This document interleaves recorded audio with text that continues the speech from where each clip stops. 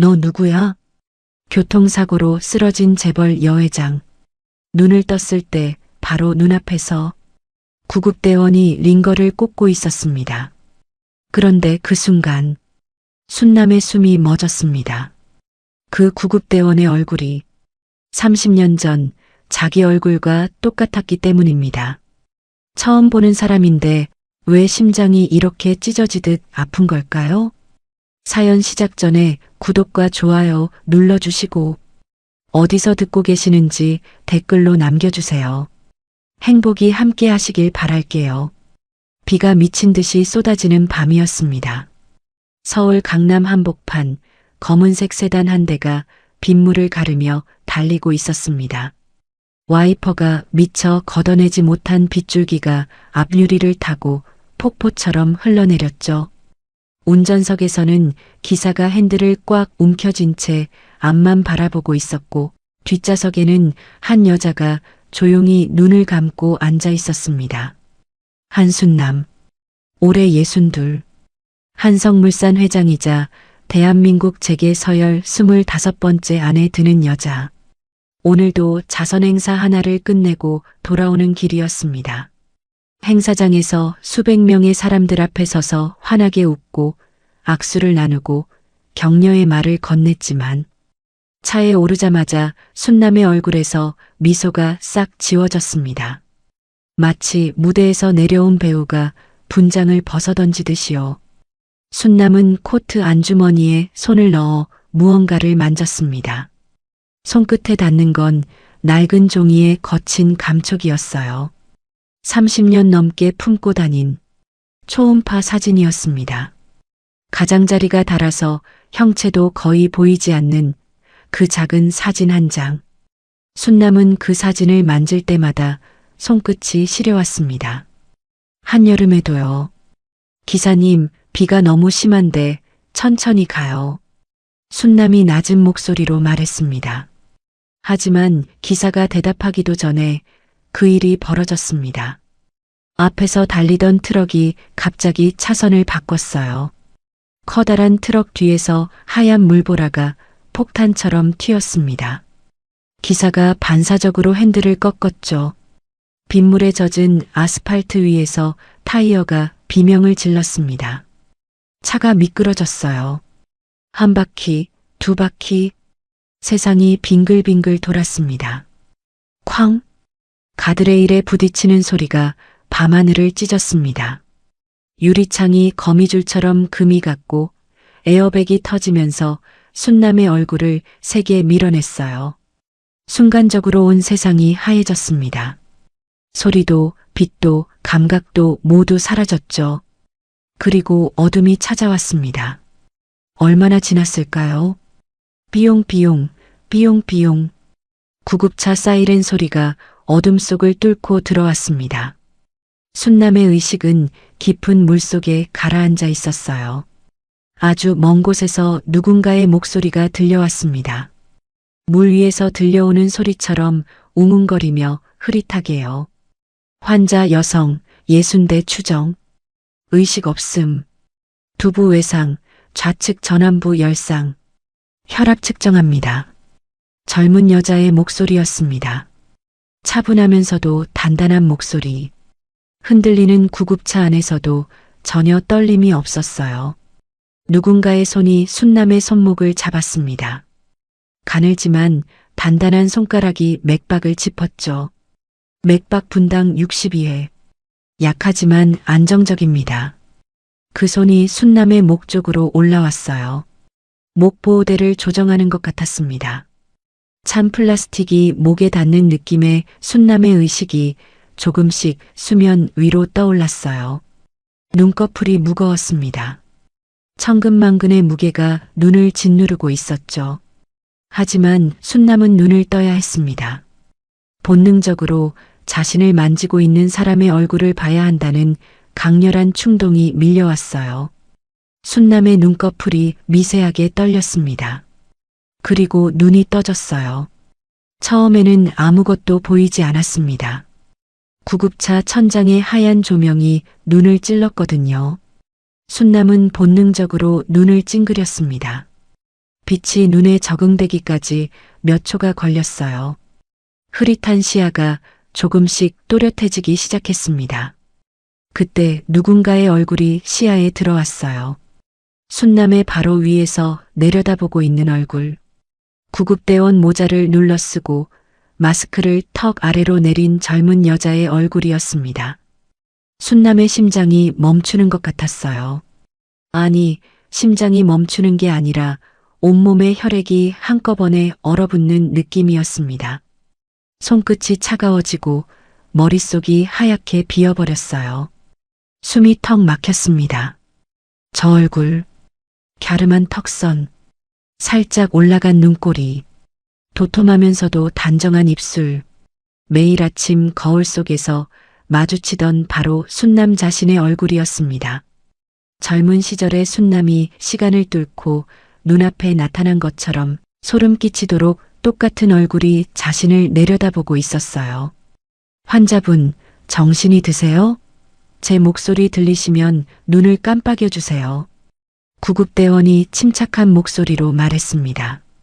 하지만 순남의 귀에는 그 말이 들리지 않았어요. 순남의 눈은 오직 한 곳만 보고 있었습니다. 구급대원의 왼쪽 목. 구급대원이 목보호대를 조정하려고 고개를 살짝 숙인 순간 유니폼 깃 사이로 목 뒤쪽이 보였어요. 거기에 뭔가가 있었습니다.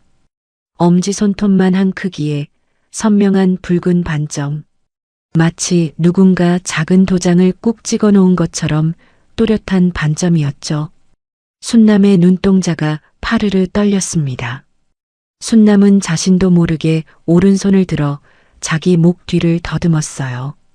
부상당한 몸이 욱신거렸지만 순남은 아랑곳하지 않았습니다. 떨리는 손끝이 자기 목 뒤를 훑었어요. 똑같은 위치에, 똑같은 크기에, 똑같은 붉은 반점이 만져졌습니다. 평생 동안 거울을 볼 때마다 보이던, 태어날 때부터 있던 바로 그 반점. 순남의 손끝에서 전류가 흐르는 것 같았습니다. 심장이 미친 듯이 쿵쾅거리기 시작했어요. 심장 박동 모니터가 삐삐삐 빠르게 울렸습니다. 환자분, 괜찮으세요? 심박수가 올라가고 있어요. 진정하세요. 구급대원이 당황한 기색 없이 모니터를 확인하며 말했습니다. 그때 순남의 시선이 구급대원의 입술에 닿았어요. 구급대원이 모니터 수치를 확인하며 살짝 긴장한 듯 아래 집술을 깨물었습니다. 아주 짧은 순간이었지만 순남은 그 동작을 놓치지 않았어요. 저 버릇. 순남도 긴장하거나 당황할 때면 아랫입술을 깨무는 버릇이 있었습니다. 어릴 때부터 고쳐지지 않던 습관이었죠. 지금 이 순간에도 순남의 아랫입술에는 이빨 자국이 선명했어요.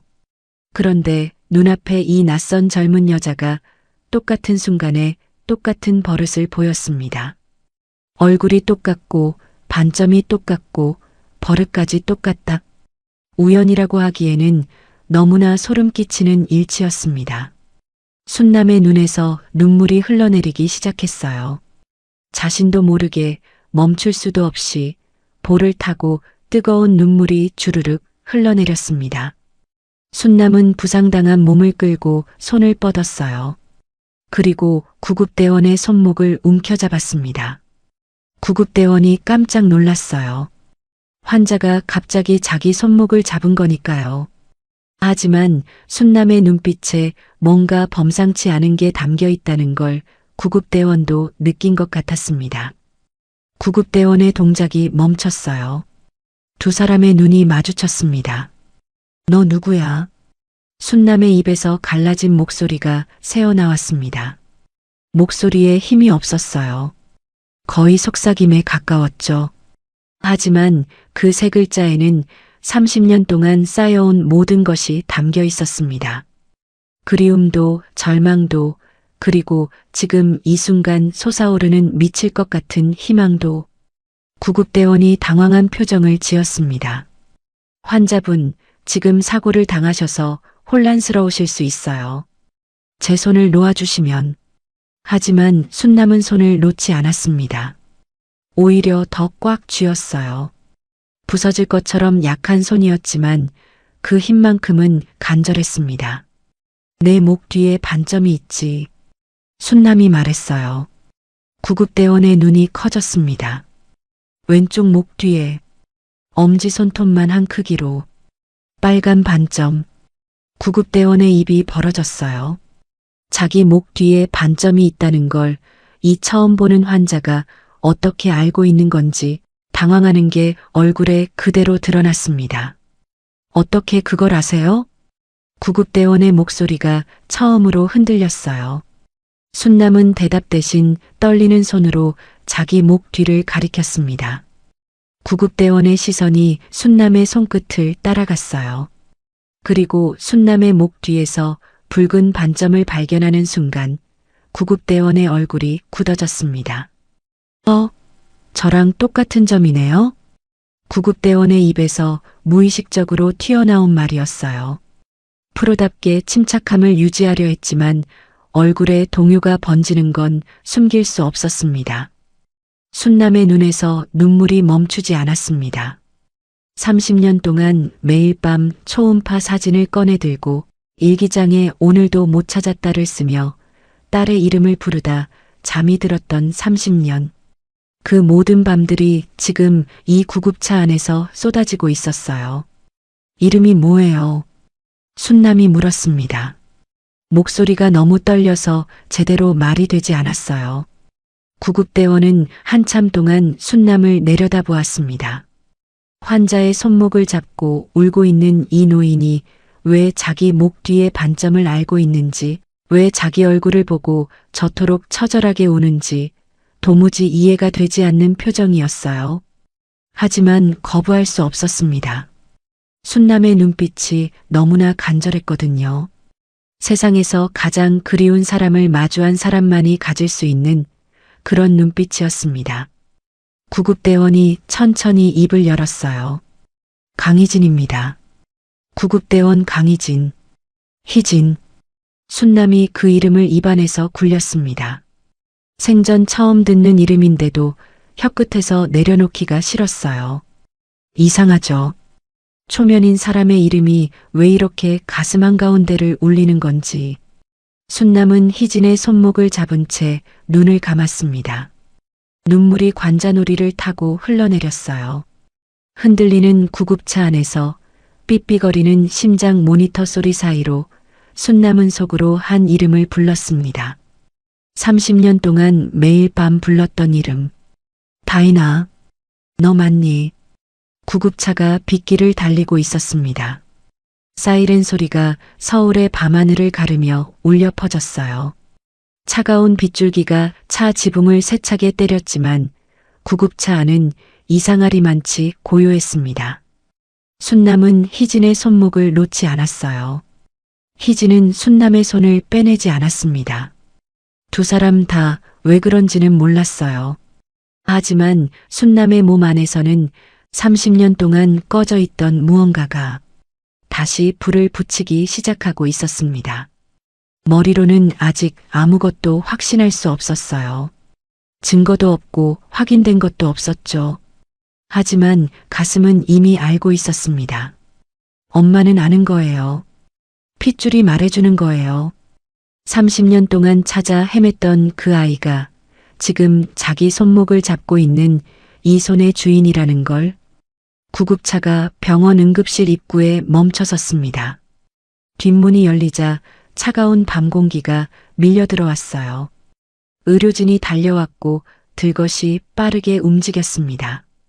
희진이 동료들에게 환자 상태를 보고하며 들것 옆을 뛰어갔어요. 그 와중에도 순남은 고개를 돌려 희진의 뒷모습을 쫓았습니다. 응급실 불빛 아래로 사라져가는 구급대원 유니폼의 뒷모습. 그 왼쪽 목 뒤에 있을 붉은 반점을 떠올리며 순남은 의식이 다시 흐려지는 와중에도 입술을 달싹였어요. 기다려. 제발 사라지지 마. 그리고 순남의 눈이 스르륵 감겼습니다. 응급실 천장의 하얀 불빛이 멀어지고 의료진의 다급한 목소리가 물속으로 잠기듯 흐릿해져 갔어요. 하지만 순남의 손에는 아직도 희진의 손목을 잡았을 때의 온기가 남아 있었습니다.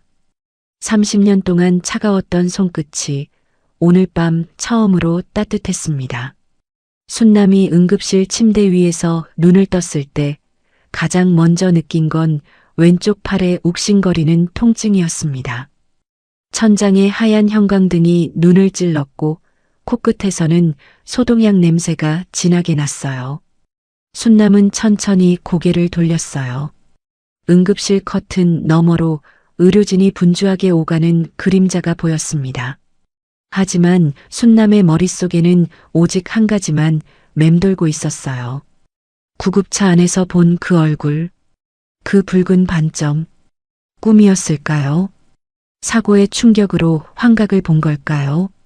순남은 떨리는 손으로 자기 목 뒤를 만져보았습니다. 손끝에 닿는 익숙한 반점의 감촉. 이건 분명히 현실이었어요. 순남의 눈이 천장을 향한 채 멈췄습니다. 그리고 30년 전의 기억이 봇물 터지듯 밀려왔어요. 30년 전 그의 겨울은 유난히 추웠습니다. 순남은 22이었어요.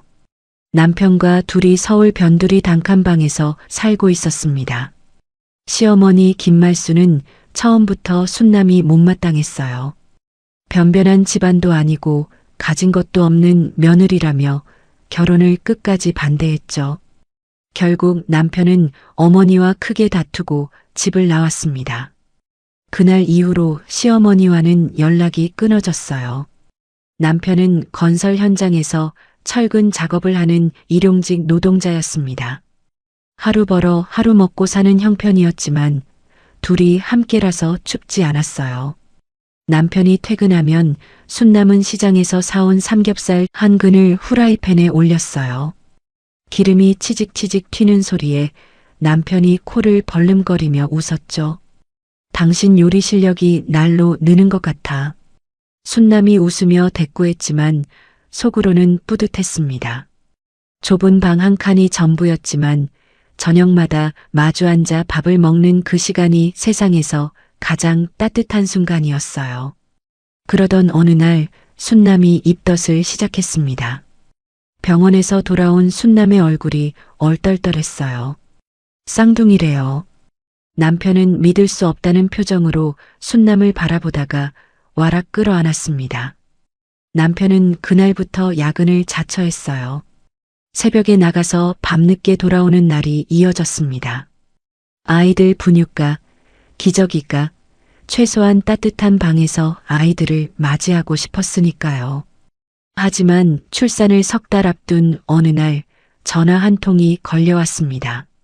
남편이 작업 중 12m 높이에서 떨어졌다고, 병원으로 옮겼지만 이미 늦었다고. 전화기를 쥔 순남의 손에서 힘이 빠졌어요. 바닥에 떨어진 전화기에서 여보세요, 여보세요 하는 소리가 텅 빈 방 안에 울렸습니다. 장례식장에서 순남은 울지 못했습니다. 울면 뱃속의 아이들이 놀랄까봐 이를 악물고 참은 거였죠. 만삭의 배를 부여잡고 영정사진 앞에 무릎을 꿇었을 때 순남의 입술에서는 피가 배어나오고 있었습니다. 장례를 치르고 나니 남은 건 빚뿐이었어요. 선불금, 장례 비용, 밀린 월세. 빚쟁이들이 하루가 멀다 하고 문을 두드렸습니다. 그리고 한 달 뒤 순남은 병원에서 쌍둥이를 낳았습니다. 딸과 아들. 먼저 나온 건 딸이었어요. 우렁차게 울어대는 건강한 아이였습니다. 순남은 딸을 품에 안는 순간 태어나서 처음으로 행복하다는 게 뭔지 알았어요. 하지만 그 행복은 채 30초도 가지 못했습니다. 아들이 나왔을 때 아이는 울지 않았어요. 의료진이 다급하게 아이를 데려갔습니다. 미숙아였어요. 인큐베이터에 들어간 아들의 모습을 순남은 유리창 너머로 바라볼 수밖에 없었습니다. 주먹보다 작은 얼굴에 온갖 관이 꽂혀 있었어요. 그리고 순남은 과다출혈로 의식을 잃었습니다. 눈을 떴을 때 병실 옆에 시어머니가 앉아 있었어요. 시어머니 김말순. 장례식장에서 한 번 얼굴을 비춘 것 말고는 며느리를 찾아온 적이 단 한 번도 없던 사람이었습니다. 어머님, 아들은요? 아들은 괜찮은 거예요? 시어머니가 고개를 저었습니다. 못 살렸어. 미숙아라 너무 약했대. 새벽에 숨이 끊어졌다더라. 순남의 세상이 무너졌습니다. 거짓말이죠. 아까 분명히 살아있었는데. 인큐베이터에서 봤는데. 시어머니가 순남의 어깨를 눌렀어요. 손에 힘이 있었습니다. 의사가 그렇다는데 어쩌겠어. 장례는 내가 알아서 치렀으니까 신경 쓰지 마. 장례를 벌써요? 제가 얼굴도 못 봤는데요? 미숙아는 원래 그래. 빨리 보내는 게 아이한테도 좋은 거야. 순남은 이불을 움켜쥐고 소리 없이 울었습니다. 아들의 얼굴을 마지막으로 한 번만 보고 싶었어요. 하지만 이미 장례를 치렀다는데 어쩔 도리가 없었죠. 퇴원하는 순남에게 시어머니가 딱 한마디만 했습니다. 내 아들은 죽었으니까 이제 우리 집안이랑은 남이야. 알아서 살아. 그 말을 끝으로 시어머니는 돌아서서 사라졌어요. 돈 한 푼 쥐어주지 않았습니다. 단칸방으로 돌아온 순남은 딸을 안고 벽에 기대 앉았어요. 분유를 살 돈이 없었습니다. 이웃집에서 빌린 분유 한 통이 바닥을 보이고 있었고 기저귀도 떨어져서 수건을 잘라 대신 채워줬어요. 그렇게 석 달이 지났을 때 다인이가 고열에 쓰러졌습니다. 이마를 짚어보니 손바닥이 될 것처럼 뜨거웠어요. 병원에 데려가야 한다는 건 알았지만 주머니에는 1,000원 한 장이 없었습니다. 그날 밤 문을 두드리는 소리가 났어요. 시어머니의 먼 친척뻘 되는 아주머니였습니다. 순남아, 서울에 돈이 아주 많은 부잣집이 있어. 아이를 찾고 있는데 귀하디귀하게 키워줄 거야. 싫어요. 다인이는 제 새끼예요. 순남이 고개를 저었습니다. 하지만 품 안의 다인이가 그 순간 가느다란 신음을 냈어요. 파랗게 질린 입술, 힘겹게 헐떡이는 작은 가슴. 이대로 가다간 정말로 이 아이를 잃을 수도 있었습니다. 그날 밤 비가 내렸어요. 30년 전에 그 밤에도 비가 쏟아지고 있었습니다. 순남은 차마 다인이의 얼굴을 마지막으로 볼 수가 없었어요. 보면 절대로 놓아주지 못할 것 같았거든요. 고개를 돌린 채 아이를 포대기에 싸서 아주머니의 품에 안겼습니다. 다인아, 목이 메어 더 이상 말이 나오지 않았어요. 아주머니가 아이를 안고 어둠 속으로 사라질 때까지 순남은 문틈에 숨어 그 뒷모습을 바라보았습니다. 입술을 피가 날 정도로 깨물며 소리 없는 비명을 질렀어요. 텅 빈 방에서 순남은 밤새 울었습니다. 아이의 체온이 남아있는 이불을 껴안고 미친 사람처럼 울고 또 울었어요. 부잣집에서 귀하게 키워줄 거라는 그 말만 믿었습니다. 아니, 믿을 수밖에 없었어요. 그렇게라도 생각하지 않으면 순남은 그 밤을 넘기지 못했을 테니까요. 응급실 침대 위에서 순남의 눈가로 눈물이 흘러내렸습니다. 30년 전의 기억은 언제 떠올려도 심장을 도려내는 것 같았어요. 하지만 오늘 밤은 달랐습니다.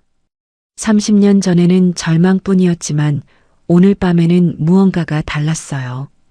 구급차 안에서 본 그 얼굴, 그 붉은 반점, 그 입술 깨무는 버릇, 강희진이라고 했던가. 순남은 천장을 바라보며 그 이름을 되뇌었습니다.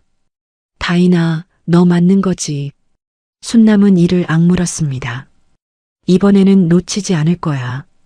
응급실 형광등 불빛 아래에서 순남의 눈에는 눈물과 함께 30년 만에 처음 보는 빛이 어려 있었습니다. 아이를 보낸 그 밤 이후 순남은 사흘 동안 방바닥에서 일어나지 못했습니다. 먹지도 마시지도 잠을 자지도 못했어요. 그저 다인이의 체온이 남아있는 이불을 끌어안고 천장만 바라보았습니다. 울 힘조차 남아있지 않았어요.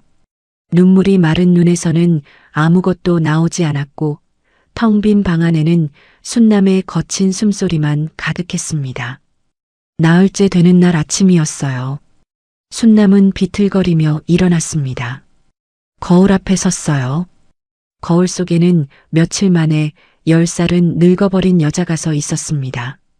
푹 꺼진 눈, 갈라진 입술, 뼈만 앙상하게 남은 얼굴.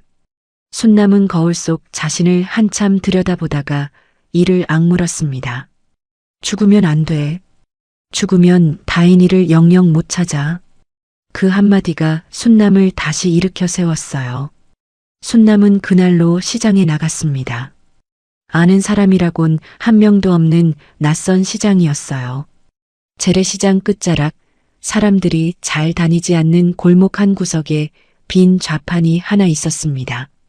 좌판 주인 할머니가 허리가 아파서 더 이상 장사를 못하겠다며 내놓은 자리였어요. 순남은 그 할머니에게 무릎을 꿇었습니다. 할머니, 이 자리 제가 쓰면 안 될까요?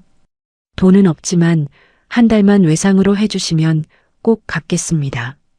할머니가 순남의 얼굴을 한참 들여다봤어요. 뼈만 남은 젊은 여자의 필사적인 눈빛. 할머니가 한숨을 쉬며 고개를 끄덕였습니다. 순남은 그 좌판 위에 라면, 냄비 하나와 떡볶이 재료를 올렸어요. 떡은 방앗간에서 외상으로 받았고 고추장은 이웃집에서 한 숟갈 얻어왔습니다. 어묵은 시장 어묵집에서 못판 자투리를 공짜로 얻었어요. 그렇게 순남의 분식 장사가 시작됐습니다. 첫날 매출은 3,400원이었어요. 떡볶이 2그릇, 어묵꼬치 3개. 그게 전부였죠. 하지만 순남은 그 3,400원을 두 손으로 꼭 쥐고 울었습니다. 내 힘으로 번 첫 번째 돈이었으니까요. 순남은 새벽 4시에 일어나 떡을 썰었어요. 5시에 육수를 우렸습니다. 6시에 좌판을 펴고 7시부터 밤 9시까지 쉬지 않고 장사를 했어요. 하루도 빠지지 않았습니다. 비가 와도 눈이 와도 감기에 걸려 콧물이 줄줄 흘러도 좌판 앞에 섰습니다. 손님이 떡볶이를 맛있다고 할 때마다 순남은 속으로 되뇌었어요. 다인아, 엄마가 돈 벌어서 꼭 찾으러 갈게. 1년이 지났을 때 순남은 좌판 대신 작은 가게를 얻었습니다. 시장 골목 한켠에 있는 3평짜리 가게. 간판도 없이 미닫이 문 하나 달린 허름한 곳이었지만 순남에게는 성이었어요. 3년이 지나자 단골이 생겼습니다. 5년이 지나자 옆가게까지 터서 6평으로 넓혔어요. 순남의 떡볶이는 시장에서 소문이 나기 시작했습니다. 비결은 간단했어요. 새벽마다 직접 뽑은 떡, 사고를 12시간 고아 만든 육수, 그리고 손님 한 명 한 명에게 건네는 진심 어린 인사. 어서 오세요. 맛있게 드세요. 그 목소리에는 가식이 없었습니다. 10년쯤 지났을 때 순남은 분식집 옆에 작은 식당을 하나 더 열었어요. 떡볶이로 시작해서 김밥, 라면, 우동까지 메뉴를 넓혔습니다. 그리고 또 몇 년이 지나자 식당이 2개가 됐고 3개가 됐고 어느새 프랜차이즈라는 걸 시작하게 됐어요. 순남에게 사업 수완이 있었던 걸까요? 아니었어요. 순남에게는 사업 수완 대신 절박함이 있었습니다. 돈을 벌어야 딸을 찾을 수 있다는 절박함. 그 절박함이 순남을 새벽마다 일으켜 세웠고 밤마다 장부를 펼치게 했고 남들이 포기할 때 한 발 더 내딛게 했어요. 20년이 지났을 때 순남은 식품회사를 세웠습니다. 시장 분식집에서 시작한 여자가 공장을 돌리고 직원을 고용하고 유통망을 깔았어요. 주변에서는 기적이라고 했지만 순남은 웃지 않았습니다. 기적이 아니라 피눈물이었거든요. 그리고 30년이 흐른 지금 순남은 한성물산의 회장이 되어 있었습니다. 시장 좌판에서 3,400원을 벌던 여자가 연매출 수천억 원의 기업을 이끌고 있었어요. 하지만 순남에게는 30년 동안 변하지 않은 게 두 가지 있었습니다.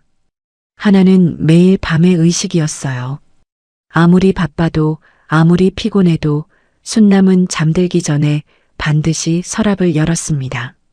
서랍 안에는 30년 된 초음파 사진이 들어 있었어요. 가장자리가 닳아서 형체도 거의 보이지 않는 사진. 순남은 그 사진을 손끝으로 쓰다듬고 낡은 일기장을 꺼내 한 줄을 썼습니다. 오늘도 못 찾았다. 미안해, 다이나. 일기장은 지금 11권째였어요. 첫 번째 일기장부터 11번째 일기장까지 서랍 속에 빼곡히 쌓여 있었습니다. 11,000일이 넘는 밤 동안 같은 문장을 쓴 거예요. 그리고 변하지 않은 또 하나는 순남의 곁에 있는 사람이었습니다. 박기태. 순남이 시장에서 분식 좌판을 펴던 시절부터 함께한 사람이었어요. 처음에는 시장 골목에서 배달 일을 하던 청년이었습니다. 순남의 가게에 자주 들르더니 어느 날 조심스럽게 말했죠. 사장님, 저 여기서 일하면 안 될까요? 월급 안 받아도 되니까요. 밥만 주시면 됩니다. 순남은 처음에 거절했어요. 남의 입에 풀칠할 형편이 아니었으니까요. 하지만 기태는 물러서지 않았습니다. 다음 날도 그 다음 날도 가게 앞에 와서 배달통을 들고 서 있었어요. 결국 순남이 졌습니다. 그때부터 기태는 순남의 그림자가 됐어요. 가게가 커지면 기태가 매장 관리를 했고, 식당이 늘어나면 기태가 직원 교육을 했고, 회사가 세워지면 기태가 비서실장을 맡았습니다. 30년 동안 단 한 번도 순남의 곁을 떠나지 않았어요. 회장님, 제가 다 알아서 하겠습니다. 기태의 입버릇이었죠. 실제로 기태는 뭐든 알아서 했습니다. 순남이 말하기 전에 움직였고, 순남이 걱정하기 전에 해결했어요. 순남은 기태를 가족처럼 신뢰했습니다. 아니, 가족보다 더 믿었을지도 모릅니다. 순남이 딸을 찾고 싶다고 할 때마다 기태는 탐정을 고용하고 보육원을 수소문하고 밤새 자료를 뒤졌어요. 그리고 매번 돌아와서 고개를 숙이며 말했습니다. 회장님, 죄송합니다. 이번에도 흔적이 없습니다. 그 말을 들을 때마다 순남의 어깨가 조금씩 내려앉았어요. 하지만 기태가 옆에 있으니까 버틸 수 있었습니다. 30년 동안 단 한 번도 곁을 떠나지 않은 사람. 순남에게 기태는 세상에서 유일하게 믿을 수 있는 사람이었어요. 순남은 오늘도 서랍에서 초음파 사진을 꺼내 들었습니다. 손끝으로 사진을 쓰다듬고 일기장을 펼쳐 한 줄을 썼어요. 오늘도 못 찾았다. 미안해, 다이나. 그리고 불을 끄고 누웠습니다. 어둠 속에서 순남은 매일 밤 같은 기도를 올렸어요. 살아만 있어줘. 어디에 있든 건강하게만 있어줘. 엄마가 반드시 찾으러 갈 테니까. 그 기도가 끝나면 순남은 눈을 감았습니다. 그리고 꿈속에서 아이의 얼굴을 그렸어요. 한 번도 본 적 없는 30살이 된 딸의 얼굴을. 어떻게 생겼을까? 누구를 닮았을까? 행복하게 살고 있을까? 30년 동안 1000번, 10,000번 넘게 꾼 그 꿈의 답이 오늘 밤 구급차 안에서 순남의 눈앞에 나타난 거였습니다. 출동을 마치고 소방서로 돌아온 희진은 대기실 간이 침대에 털썩 주저앉았습니다. 손이 아직도 떨리고 있었어요. 오늘 구급차 안에서 있었던 일 때문이었습니다. 링거를 꽂으려고 환자의 손목을 잡았을 뿐인데 그 환자가 갑자기 희진의 손목을 움켜잡았어요. 눈물을 쏟으면서 너 누구야? 라고 물었죠. 그리고 희진의 목 뒤에 있는 반점을 알고 있었습니다. 처음 보는 사람이 어떻게 그걸 알고 있는 거죠? 희진은 무의식적으로 손을 들어 자기 목 뒤를 만졌어요. 손끝에 익숙한 반점의 감촉이 닿았습니다. 이 반점 때문에 희진의 인생은 늘 어딘가가 비어 있었어요. 희진이 가장 오래된 기억은 보육원 마당에 깔린 차가운 시멘트 바닥이에요. 3살인지 4살인지도 가물가물한 어린 시절, 희진은 그 바닥 위에 주저앉아 울고 있었습니다. 왜 울었는지는 기억나지 않아요. 다만 아무도 안아주지 않았다는 건 또렷이 기억합니다. 보육원에는 아이들이 많았어요. 저마다 사연을 안고 들어온 아이들. 선생님은 친절했지만 아이가 너무 많아서 한 명 한 명에게 오래 붙어 있을 수가 없었죠. 밥은 늘 같은 시간에 같은 반찬이 나왔고 잠잘 때는 좁은 방에 이불 6개가 나란히 깔렸습니다. 희진의 자리는 항상 문 옆이었어요. 문 가까이 있으면 바람이 들어와 추웠지만 아무도 자리를 바꿔주지 않았습니다. 희진은 일찍부터 혼자 있는 법을 배웠어요. 희진에게는 남들과 다른 게 하나 있었어요. 왼쪽 목 뒤에 있는 엄지 손톱만 한 붉은 반점이었습니다. 태어날 때부터 있던 거였죠. 10살 무렵 희진은 처음으로 위탁가정에 보내졌어요. 부부가 보육원에 찾아와 희진의 손을 잡으며 웃었습니다. 우리가 내 엄마 아빠야. 이제 같이 살자. 희진의 심장이 터질 것 같았어요. 엄마 아빠. 태어나서 한 번도 불러본 적 없는 그 단어를 드디어 부를 수 있게 된 거였습니다. 희진은 그날 밤 위탁가정 이불 속에서 행복해서 잠이 오지 않았어요. 처음으로 혼자가 아닌 방에서 잠들었고 아침에 눈을 뜨면 누군가 밥을 차려놓고 있었습니다. 학교에서 돌아오면 현관에 불이 켜져 있었어요. 그 석 달이 희진의 30년 인생에서 가장 따뜻한 시간이었습니다. 하지만 석 달 뒤 희진은 다시 보육원으로 돌아왔습니다. 그 부부는 정부에서 나오는 입양 보조금을 타기 위해 희진을 데려간 거였어요. 보조금이 끊기자 더 이상 필요 없다며 보육원에 돌려보낸 겁니다. 희진을 데려다 줄 때 그 부부는 보육원 선생님한테만 인사하고 희진에게는 눈도 마주치지 않았어요. 희진은 보육원 현관 앞에 서서 멀어지는 차의 뒷모습을 바라보았습니다. 울지 않았어요. 눈물이 안 나온 게 아니라 울어봤자 소용없다는 걸 10살짜리가 이미 깨달아 버린 거였죠. 그날 이후로 희진은 부모라는 단어에 마음을 닫았습니다. 누가 찾아와서 내 엄마야, 내 아빠야 해도 절대 믿지 않겠다고 결심했어요. 보육원에 돌아온 첫날 밤, 희진은 다시 문 옆자리에 이불을 깔았습니다. 석 달 전에는 추워서 싫었던 그 자리가 이상하게 그날은 익숙해서 편했어요. 위탁 가정의 따뜻한 이불보다 이 차가운 자리가 차라리 나았습니다. 기대하지 않으면 실망할 일도 없으니까요. 위탁 가정을 2번 더 전전했지만 오래가지 못했습니다. 어느 집에서는 목 뒤에 반점을 보고 흉하다며 구박했어요. 밥을 따로 먹게 했고 그 집 아이들이랑 같은 식탁에 앉지 못하게 했습니다. 저거 혹시 옮는 거 아니야? 위탁 어머니가 전화로 누군가에게 말하는 걸 희진이 복도에서 들었어요. 옮는 병이 아니라 태어날 때부터 있던 건데 그런 말을 듣는 건 12살짜리한테 너무 가혹한 일이었습니다. 희진은 거울 앞에 서서 반점을 손톱으로 긁어본 적도 있었습니다. 피가 나도록 긁었지만 지워지지 않았어요. 그때 보육원 선생님이 희진을 불러 앉혔습니다. 희진아, 그거 긁으면 안 돼. 선생님이 희진의 목 뒤에 연고를 발라주며 조용히 말했어요. 이건 내 부모님이 남긴 유일한 흔적이야. 세상 어딘가에 너랑 똑같은 반점을 가진 사람이 있을지도 몰라. 그러니까 함부로 지우면 안 돼. 희진은 그 말을 가슴에 새겼습니다. 부모라는 말은 더 이상 믿지 않았지만 이 반점만큼은 지우지 않겠다고 다짐했어요. 혹시 모르니까요.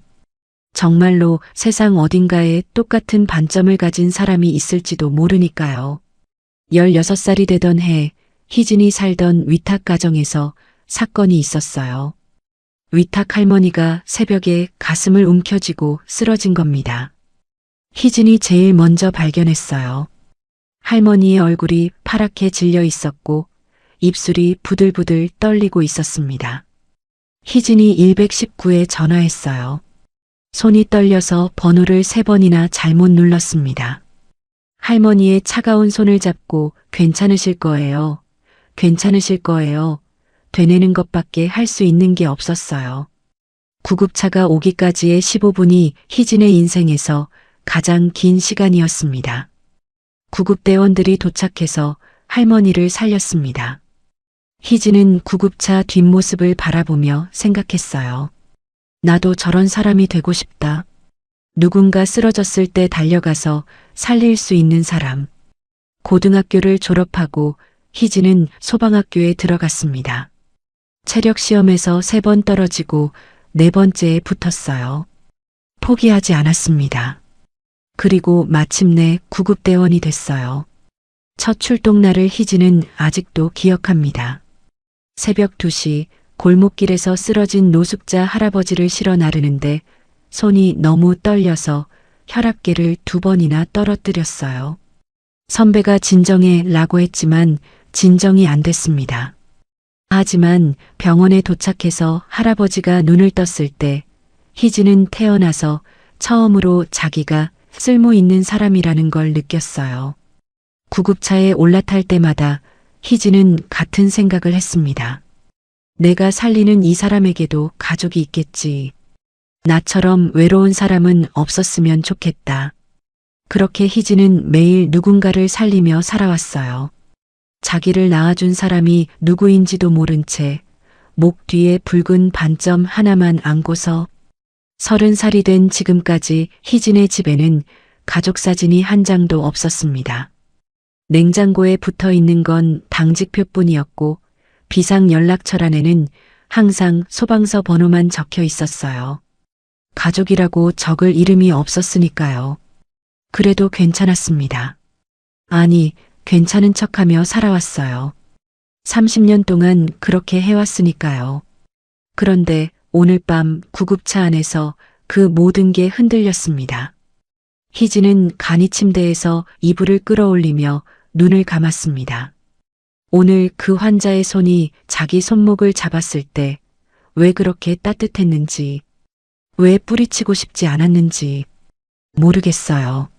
아직은 아무것도 모르겠어요. 하지만 가슴속 깊은 곳에서 무언가가 꿈틀거리고 있었습니다. 30년 동안 얼어붙어 있던 무언가가요. 다음 날 아침이었습니다. 순남은 병원 1인실 침대에 누워 눈을 떴어요. 왼쪽 팔에는 깁스가 감겨 있었고 이마에는 거즈가 붙어 있었습니다. 온몸이 쑤셨지만 순남의 머릿속에는 통증보다 더 강렬한 것이 자리 잡고 있었어요. 어젯밤 구급차 안에서 본 그 얼굴, 그 붉은 반점. 1시간쯤 지났을까요? 병실 문이 열리며 기태가 들어왔습니다.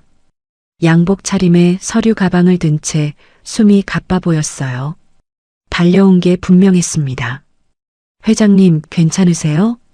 의사 말로는 왼팔 골절이랑 두부 열상이래요.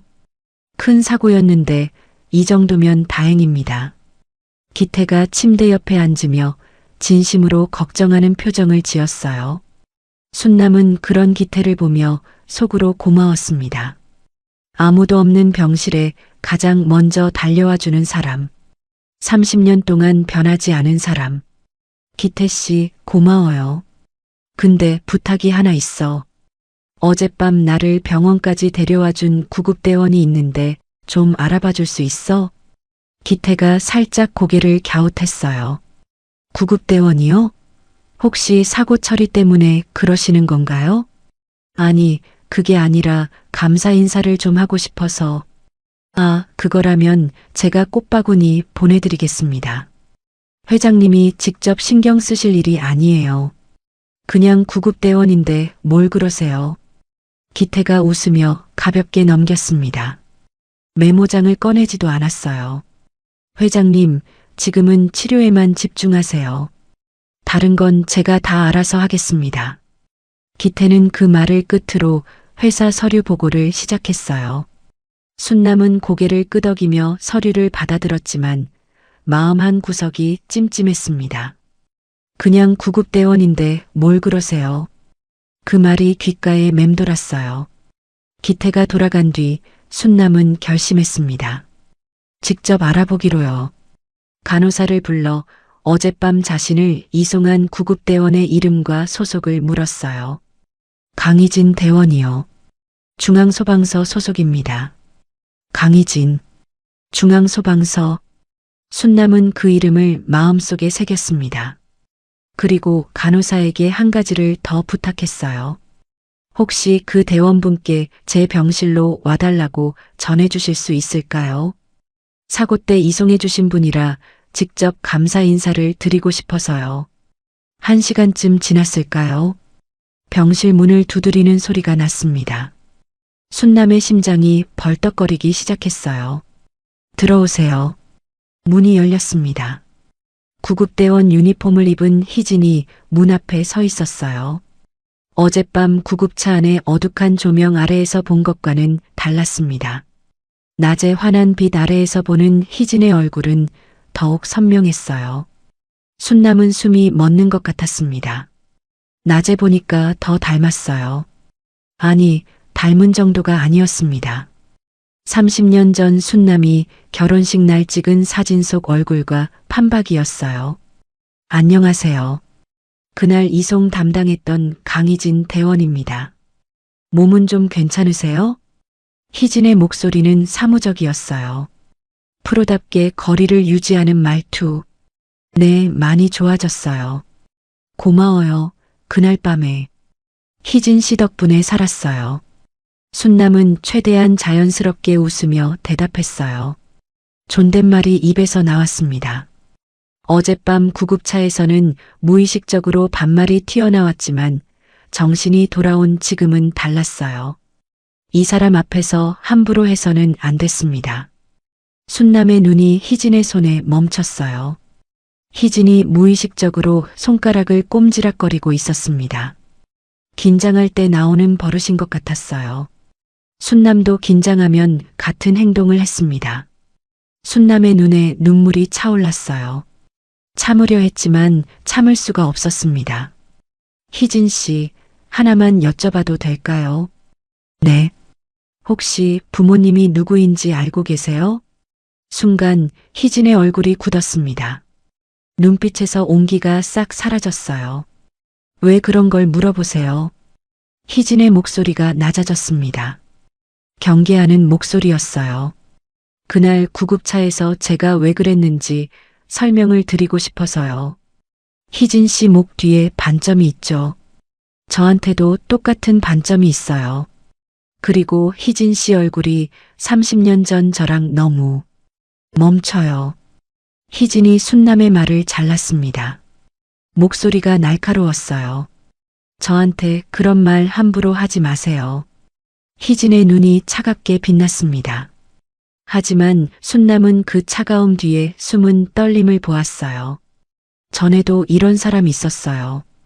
보육원에 찾아와서 내가 내 엄마야, 내가 내 아빠야 하는 사람들. 다 사기꾼이었어요. 돈이 목적이든 보조금이 목적이든 전부 다요. 희진의 목소리가 갈라졌습니다. 저는 30살이에요. 30년 동안 한 번도 진짜 부모를 만난 적이 없어요. 이제 와서 반점이 같다고, 얼굴이 닮았다고 그런 말 하시면 제가 어떻게 받아들여야 하는지 아세요? 희진의 눈가가 붉어졌어요. 하지만 눈물은 흘리지 않았습니다. 죄송하지만 저는 더 이상 이런 거에 속아줄 마음이 없어요. 쾌차하세요. 희진이 고개를 숙여 인사하고 돌아섰습니다. 병실 문이 닫혔어요. 순남은 멍하니 닫힌 문을 바라보았습니다. 가슴이 칼로 베인 것처럼 아팠어요. 하지만 희진이 한 말이 틀린 건 아니었습니다. 반점이 같다고 해서 무조건 딸이라는 증거는 어디에도 없었으니까요. 그리고 무엇보다 저 아이가 왜 저렇게 차가운지 이제 알 것 같았어요. 저 아이는 이미 한 번 속은 적이 있구나. 부모라는 말에 가슴을 열었다가 배신당한 적이 있구나. 순남의 눈에서 눈물이 흘러내렸습니다. 미안해요. 놀라게 해서 미안해요. 아무도 없는 병실에서 순남은 혼자 중얼거렸어요. 하지만 포기할 수는 없었습니다. 말로는 안 되니까 다른 방법을 찾아야 했어요. 그날 밤 11시였습니다. 병동이 조용해진 시간. 순남은 깁스를 한 팔을 부여잡고 침대에서 내려왔습니다. 슬리퍼를 신고 링거대를 끌며 병실 문을 열었어요. 편의점에서 우유 2개와 삼각김밥 2개를 샀습니다. 그리고 병실로 돌아와 침대 옆 탁자에서 메모지를 꺼냈어요. 순남은 펜을 들었습니다. 짧은 한 줄을 쓰려다가 멈췄어요.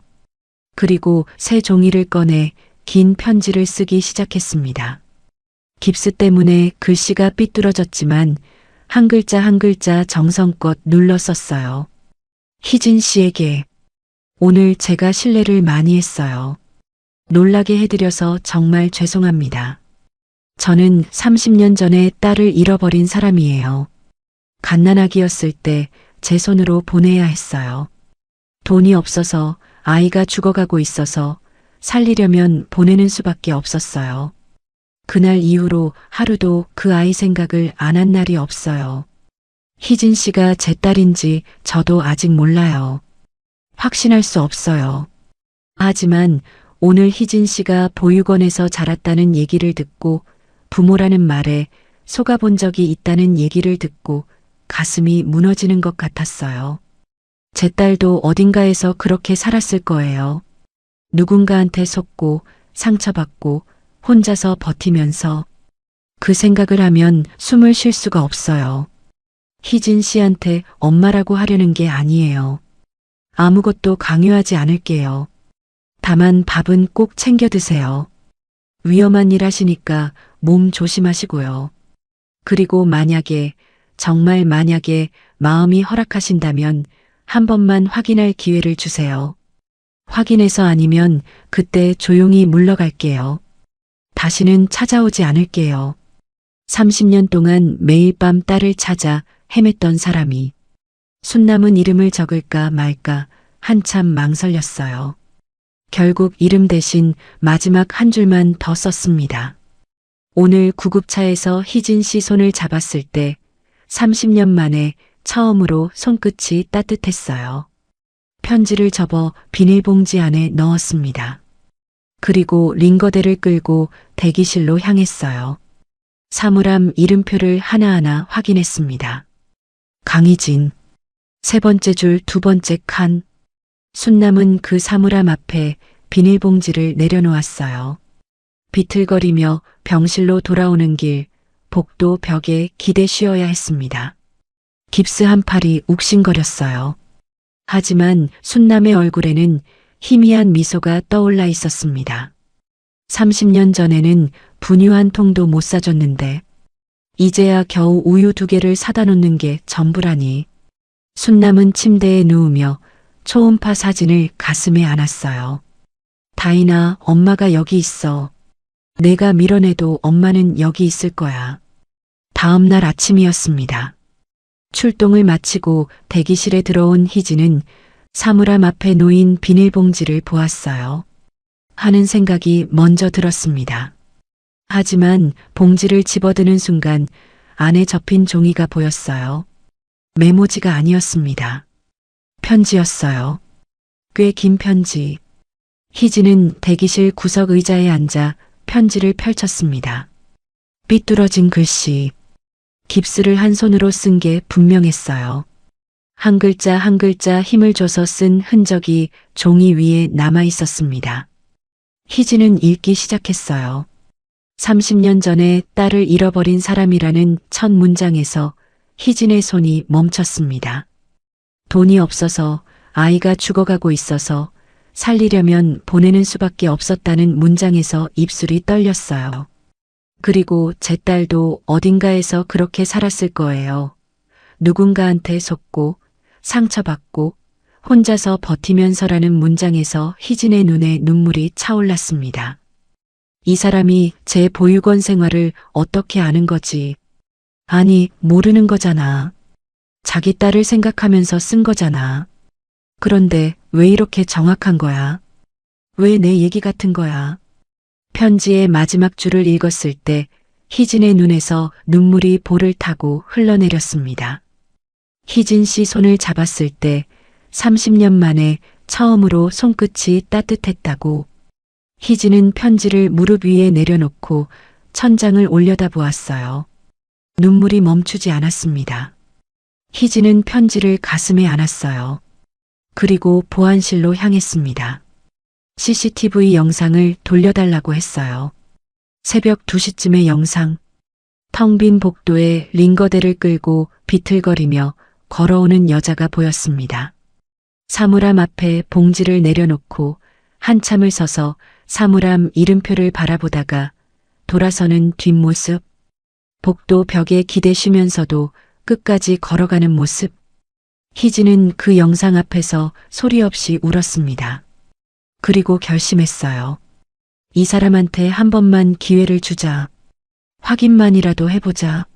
아니면 그때 끝내면 되니까. 희진은 편의점에서 우유 2개를 샀습니다. 그리고 순남의 병실로 향했어요. 병실 문을 두드렸습니다. 들어오세요. 문을 열자 순남이 침대에 앉아 있었어요. 희진을 보는 순남의 눈이 크게 떠졌습니다. 희진이 손에 든 우유를 내밀었어요. 목소리가 떨리고 있었습니다. 저 그 편지 읽었어요. 그리고 이번에는 제가 가져왔어요. 순남의 눈에서 눈물이 쏟아졌습니다. 울면서 웃고 있었어요. 고마워요, 희진 씨. 정말 고마워요. 두 사람은 한동안 아무 말 없이 병실에 앉아 있었습니다. 창밖으로 햇살이 따스하게 쏟아지고 있었어요. 희진이 먼저 입을 열었습니다. 편지에 확인만 하게 해달라고 하셨잖아요. 저도 그러고 싶어요. 확인만요. 순남이 고개를 끄덕였어요. 그럼 우리 검사를 해봐요. 유전자 검사. 그걸로 확인하면 확실하잖아요. 결과가 아니면 제가 조용히 물러갈게요. 약속해요. 희진이 한참을 말이 없었습니다. 그리고 천천히 고개를 끄덕였어요. 알겠어요. 확인만이에요. 순남의 눈에서 또다시 눈물이 흘러내렸습니다. 하지만 이번에는 슬픔이 아니었어요. 30년 만에 처음으로 문이 열리는 소리가 들렸습니다. 다음 날 순남과 희진은 병원 검사실에 나란히 앉아 있었습니다. 유전자 검사를 위한 체열이었어요. 간호사가 순남의 팔에 주사 바늘을 꽂았습니다. 피가 빨간 튜브를 타고 올라갔어요. 이어서 희진의 팔에도 바늘이 꽂혔습니다. 두 사람은 체열하는 동안 아무 말도 하지 않았어요. 순남은 희진의 옆모습을 훔쳐보았습니다. 주사 바늘이 들어가는 순간 희진이 살짝 인상을 찌푸렸어요. 그 표정이 거울을 보는 것 같아서 순남은 가슴이 아팠습니다.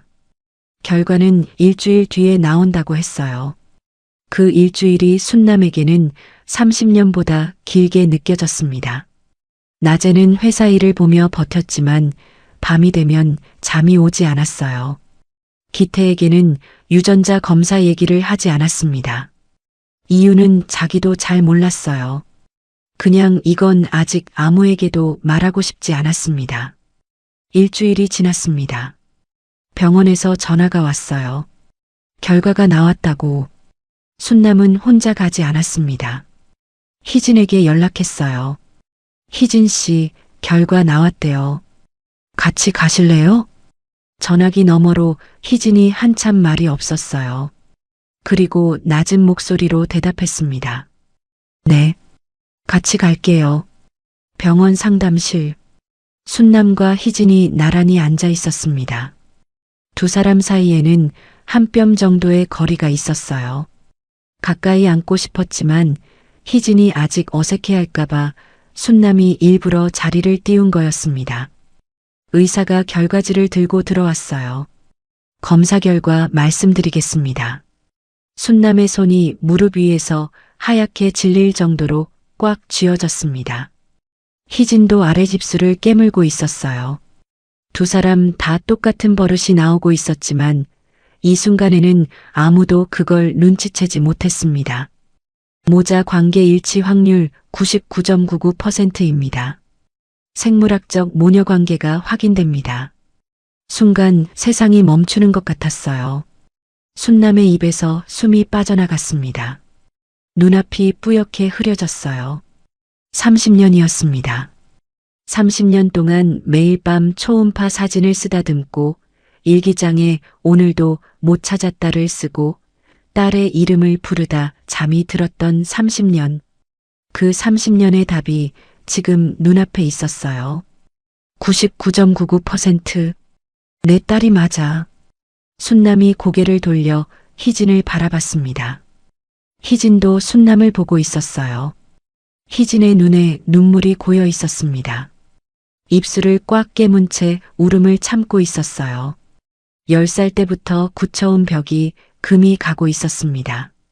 희진 씨. 순남의 목소리가 갈라졌어요. 나 이제 희진 씨한테 엄마라고 해도 될까요? 희진의 입술이 파르르 떨렸습니다.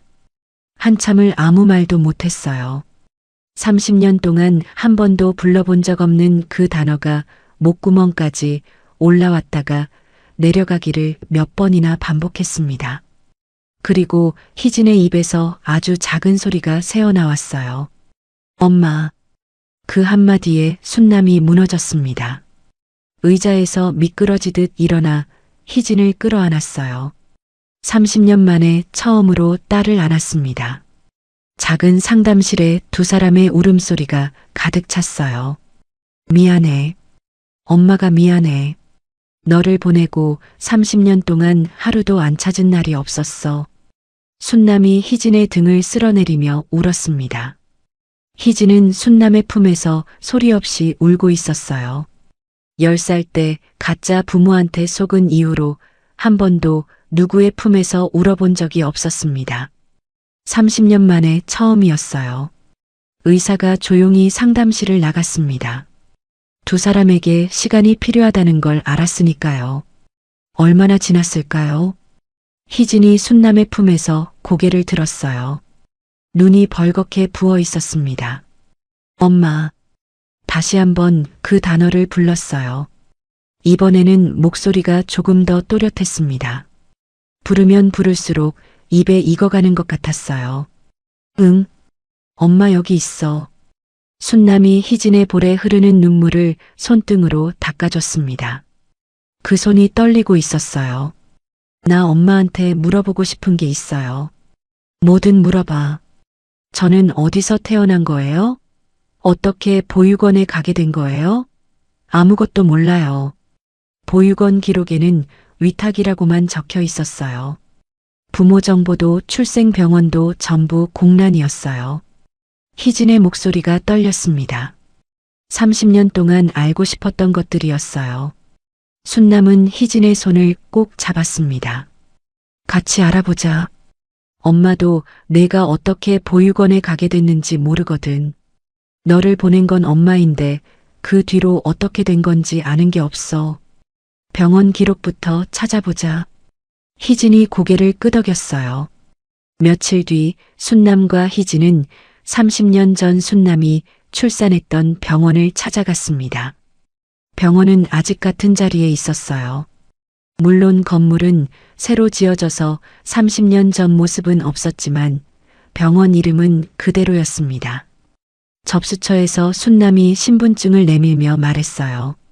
30년 전에 이 병원에서 출산한 기록을 확인하고 싶습니다. 직원이 컴퓨터를 뒤적거렸어요. 한참이 걸렸습니다. 죄송한데 30년 전이면 기록이 전산화가 안 되어 있어서요. 당시 담당 원장님이 퇴임하시면서 오래된 기록은 따로 정리가 안 됐습니다.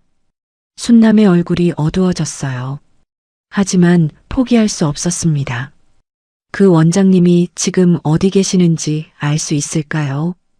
직원이 잠시 망설이다가 이전 원장님 연락처를 적어줬어요. 병원을 나선 순남은 바로 전화를 걸었습니다. 신호가 4번 울리고 나서야 떨리는 목소리가 수화기 너머로 들려왔어요. 늙은 남자의 목소리였습니다. 여보세요. 안녕하세요. 30년 전에 선생님 병원에서 출산한 한순남이라고 합니다. 혹시 잠깐 뵐 수 있을까요? 전화기 너머로 한참 침묵이 흘렀어요. 숨소리만 거칠게 들려왔습니다. 그리고 늙은 목소리가 대답했어요. 오세요. 그날 오후 순남과 희진은 서울 외곽의 작은 주택가에 도착했습니다. 낡은 2층 집 앞에 차를 세웠어요. 대문을 두드리자 안에서 발소리가 느릿느릿 다가왔습니다. 문이 열렸어요. 허리가 굽은 노인이 서 있었습니다. 70대 후반쯤 되어 보였어요. 흰 머리카락에 주름이 깊게 패인 얼굴. 하지만 의사 특유의 또렷한 눈빛은 아직 남아 있었습니다. 노인이 순남의 얼굴을 보는 순간 표정이 굳어졌어요. 마치 귀신을 본 것처럼 안색이 하얗게 변했습니다. 당신이 그때 그 산모. 노인의 입에서 떨리는 말이 새어나왔어요. 들어오세요. 거실은 좁았지만 깔끔하게 정돈되어 있었어요. 노인이 순남과 희진을 소파에 앉혔습니다. 차를 내오려다가 손이 너무 떨려서 찻잔을 바닥에 떨어뜨렸어요. 쨍그랑 소리에 세 사람 다 움찔했습니다. 노인이 깨진 찻잔을 주우려다 그대로 바닥에 주저앉았어요. 그리고 고개를 숙였습니다. 알고 있었어요. 언젠가 이날이 올 줄. 노인의 목소리가 떨리고 있었습니다. 선생님, 저는 30년 동안 딸 하나만 낳은 줄 알고 살았어요. 아들은 미숙아로 죽었다고 시어머니한테 들었고요. 그게 사실인가요? 순남의 목소리는 차분했지만 눈빛은 불이 붙어 있었어요. 노인이 한참을 말이 없었습니다. 그러다 천천히 고개를 들었어요. 눈가에 눈물이 맺혀 있었습니다. 사실이 아닙니다. 당신은 쌍둥이를 낳았어요. 딸 1명, 아들 1명. 2 아이 다 건강하게 태어났습니다. 순남의 온몸에서 힘이 빠지는 것 같았어요. 옆에서 희진이 순남의 팔을 꽉 잡았습니다. 그럼 왜 죽었다고 한 거예요? 순남의 목소리가 갈라졌습니다. 노인이 2 손으로 얼굴을 감쌌어요. 시어머니 되시는 분이 찾아왔어요. 출산 당일 밤에 당신이 출혈로 의식을 잃은 사이에요. 그분이 저한테 무릎을 꿇었습니다. 노인의 목소리가 점점 작아졌어요. 제발 아들은 죽은 걸로 해달라고. 며느리한테 쌍둥이였다는 걸 절대 알리지 말아달라고. 돈도 줬어요. 그때 저는 병원이 어려웠습니다. 빚이 많았어요. 그 돈이 아니었으면 병원 문을 닫아야 했어요. 순남의 입술이 파르르 떨렸습니다. 그래서 돈 받고 살아있는 아이를 죽었다고 속인 거예요. 내 아들을요. 노인이 바닥에 이마를 대다시피 고개를 숙였어요. 죄송합니다. 30년 동안 하루도 편한 날이 없었어요. 잠을 자다가도 그날 밤이 떠올라서 벌떡 일어나곤 했습니다. 그때 제가 거절했어야 했는데 의사로서 해서는 안 될 짓을 한 겁니다. 노인의 어깨가 들썩였어요. 울고 있었습니다. 그럼 시어머니가 아들을 데려간 건가요? 순남이 물었어요. 목소리에 분노가 섞여 있었습니다. 네. 그날 밤에 포대기에 싸서 직접 안고 나가셨어요. 아이가 어디로 갔는지는 저도 모릅니다. 그 뒤로는 연락도 없었고요. 순남은 소파에서 일어났습니다. 다리가 후들거렸지만 이를 악물고 버텼어요. 희진이 옆에서 부축했습니다. 순남의 머릿속에서 30년 전의 장면이 스쳐 지나갔어요. 병실에서 눈을 떴을 때 시어머니가 했던 말. 못 살렸어. 미숙아라 너무 약했대. 장례는 내가 알아서 치렀으니까 신경 쓰지 마. 전부 거짓말이었습니다. 시어머니는 살아있는 손자를 직접 안고 나갔어요. 그리고 며느리한테는 죽었다고 속였습니다. 30년 동안 순남의 손이 주먹을 쥐었어요. 엄마. 희진이 순남의 어깨를 잡았어요. 희진의 눈도 충격으로 커져 있었습니다. 그러면 저한테 쌍둥이 동생이 있는 거예요? 순남이 눈물 범벅인 얼굴로 희진을 바라봤어요. 있었어. 너랑 같이 태어난 남자아이가 있었어. 시어머니가 죽었다고 속이고 데려간 거야. 어딘가에 살아있어. 벤치에 나란히 앉았습니다. 순남은 한참을 말이 없었어요. 머릿속이 폭풍처럼 몰아치고 있었습니다. 시어머니가 왜 그랬을까? 왜 멀쩡히 살아있는 아이를 죽었다고 속인 걸까? 아이를 데려가서 어디에 보낸 걸까? 순남은 주먹을 꽉 쥐었습니다. 찾아야 해. 순남이 나직하게 말했어요. 딸을 찾는데 30년이 걸렸어. 하지만 아들은 30년을 더 기다리게 할 수 없어.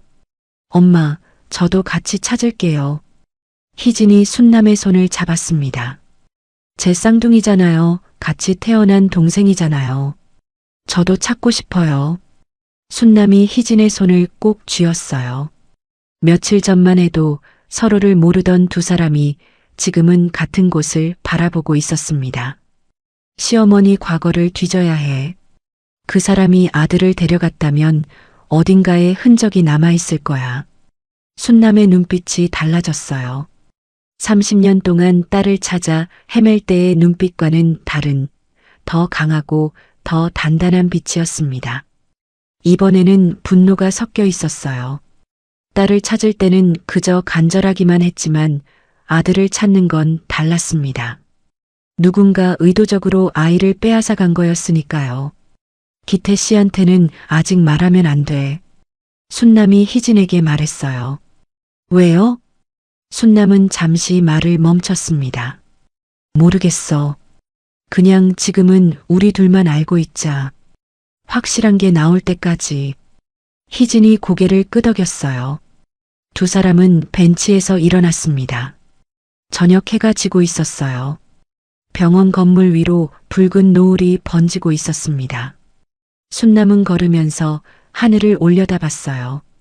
30년 전에는 딸 하나를 잃어버린 줄 알았는데 딸을 찾고 보니 아들까지 빼앗긴 거였어요. 하지만 이번에는 달랐습니다. 30년 전에는 혼자였지만 지금은 아니었어요. 옆에 딸이 있었습니다. 엄마, 우리 꼭 찾아요. 희진이 순남의 팔을 잡으며 말했어요. 순남은 딸의 얼굴을 바라보았습니다. 30년 전 자기 젊은 시절과 똑같은 그 얼굴. 오늘부터는 그 얼굴이 슬프지 않았어요. 오히려 든든했습니다. 꼭 찾자. 이번에는 놓치지 않을 거야. 두 사람은 어둠이 내려앉는 거리를 나란히 걸어갔습니다. 순남은 병원 원장에게서 들은 말을 하루 종일 곱씹었습니다. 시어머니가 출산 당일 밤에 아들을 안고 나갔다. 그 뒤로 아이가 어디로 갔는지는 모른다. 아들을 찾으려면 시어머니의 과거를 파야 했어요. 시어머니가 아이를 데려가서 어디에서 키웠는지, 그 뒤에 어떻게 됐는지 흔적을 찾아야 했습니다. 순남은 먼저 시어머니 김말순의 옛집 주소를 떠올렸어요. 30년 전 시어머니에게 쫓겨난 그날, 순남이 마지막으로 본 시어머니의 집, 서울 외곽의 낡은 주택가에 있던 2층 집이었습니다.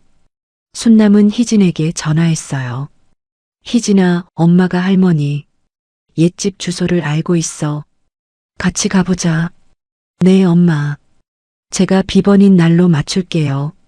며칠 뒤 순남과 희진은 시어머니의 옛집이 있던 동네로 향했습니다. 기태에게는 병원 정기검진을 받으러 간다고 둘러댔어요. 차에서 내려 골목을 걸었습니다.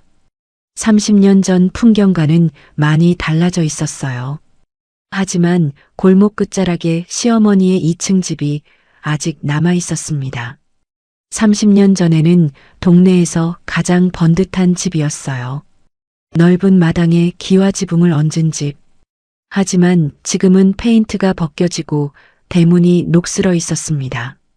세월이 그대로 내려앉은 모습이었어요. 30년 전 병원에서 시어머니가 말했었죠. 내 아들은 죽었으니까 이제 남이야. 알아서 살아. 그 기억이 떠오르자 순남의 가슴이 쿵 내려앉았어요. 집은 빈집이었습니다. 오래전에 사람이 떠난 것 같았어요. 순남은 옆집 문을 두드렸습니다. 70대쯤 되어 보이는 할머니가 고개를 내밀었어요. 실례합니다.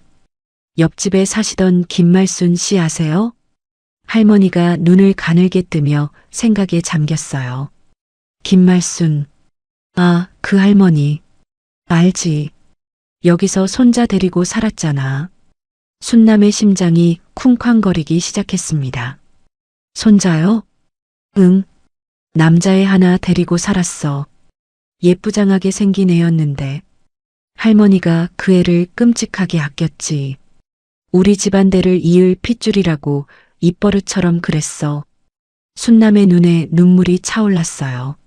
시어머니가 정말로 아들을 데려다 키운 거였습니다. 그런데 그 아이가 지금 어디 있는지 아세요?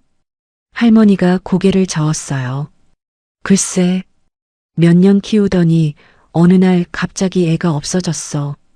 내가 물어봤더니 형편이 안 좋아져서 아는 사람한테 맡겼다고 하더라고. 그 뒤로 얼마 안 돼서 김말순 씨도 이사 갔어. 어디로 갔는지는 몰라. 형편이 안 좋아져서 아는 사람한테 맡겼다. 순남의 손이 주먹을 쥐었습니다. 대를 잇겠다면서 빼앗아간 손자를 형편이 안 좋아지니까 남한테 맡겨버린 거예요. 할머니한테 감사 인사를 하고 돌아서는 순남의 얼굴은 분노로 일그러져 있었습니다. 대를 잇겠다면서 빼앗아간 손자를 형편이 안 좋아지니까 남한테 맡겨버린 거예요. 엄마, 그 아는 사람을 찾아야 해요. 희진이 순남의 팔을 잡았습니다. 순남은 고개를 끄덕였어요. 하지만 30년 전 시어머니 곁에 있던 사람이 누구였는지 순남은 아는 게 없었습니다. 회사로 돌아온 순남은 고민 끝에 기태를 불렀습니다. 시어머니의 과거를 추적하려면 도움이 필요했거든요. 기태 씨, 우리 시어머니 김말순. 지금 어디 계시는지 알아봐 줄 수 있어? 기태의 눈동자가 한번 흔들렸습니다. 아주 미세한 변화였어요. 하지만 금세 평소 얼굴로 돌아왔습니다. 시어머니 분이요? 갑자기 왜 그러시는 겁니까? 그냥 나이도 많으시고 어디서 어떻게 사시는지 궁금해서. 다음 날 기태에게서 보고가 왔어요. 경기도 외곽 요양원에 계십니다.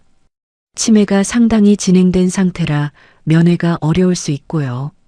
회장님, 제 생각에는 굳이 찾아가실 필요까지는 없을 것 같습니다. 괜히 마음만 상하실 수 있으니까요. 찾아가실 필요까지는 없다. 그 말이 순남의 귀에 걸렸어요. 전에 구급대원 얘기를 꺼냈을 때도 별거 아니라고 넘겼고 이번에도 찾아가지 말라고 했어요. 기태는 왜 자꾸 순남이 무언가를 알아보려 하면 막는 걸까? 순남은 그 찜찜함을 희진에게 말했습니다. 희진이 조심스럽게 입을 열었어요. 엄마, 저 좀 이상한 것 같아요. 그분이 왜 자꾸 엄마가 뭔가 알아보려 하면 말리는 거예요? 순남의 가슴이 철렁했어요. 아직은 모르겠어요. 하지만 엄마, 제가 직접 찾아볼게요. 할머니가 아이를 맡긴 곳이 보육원이라면 기록이 남아있을 수 있어요.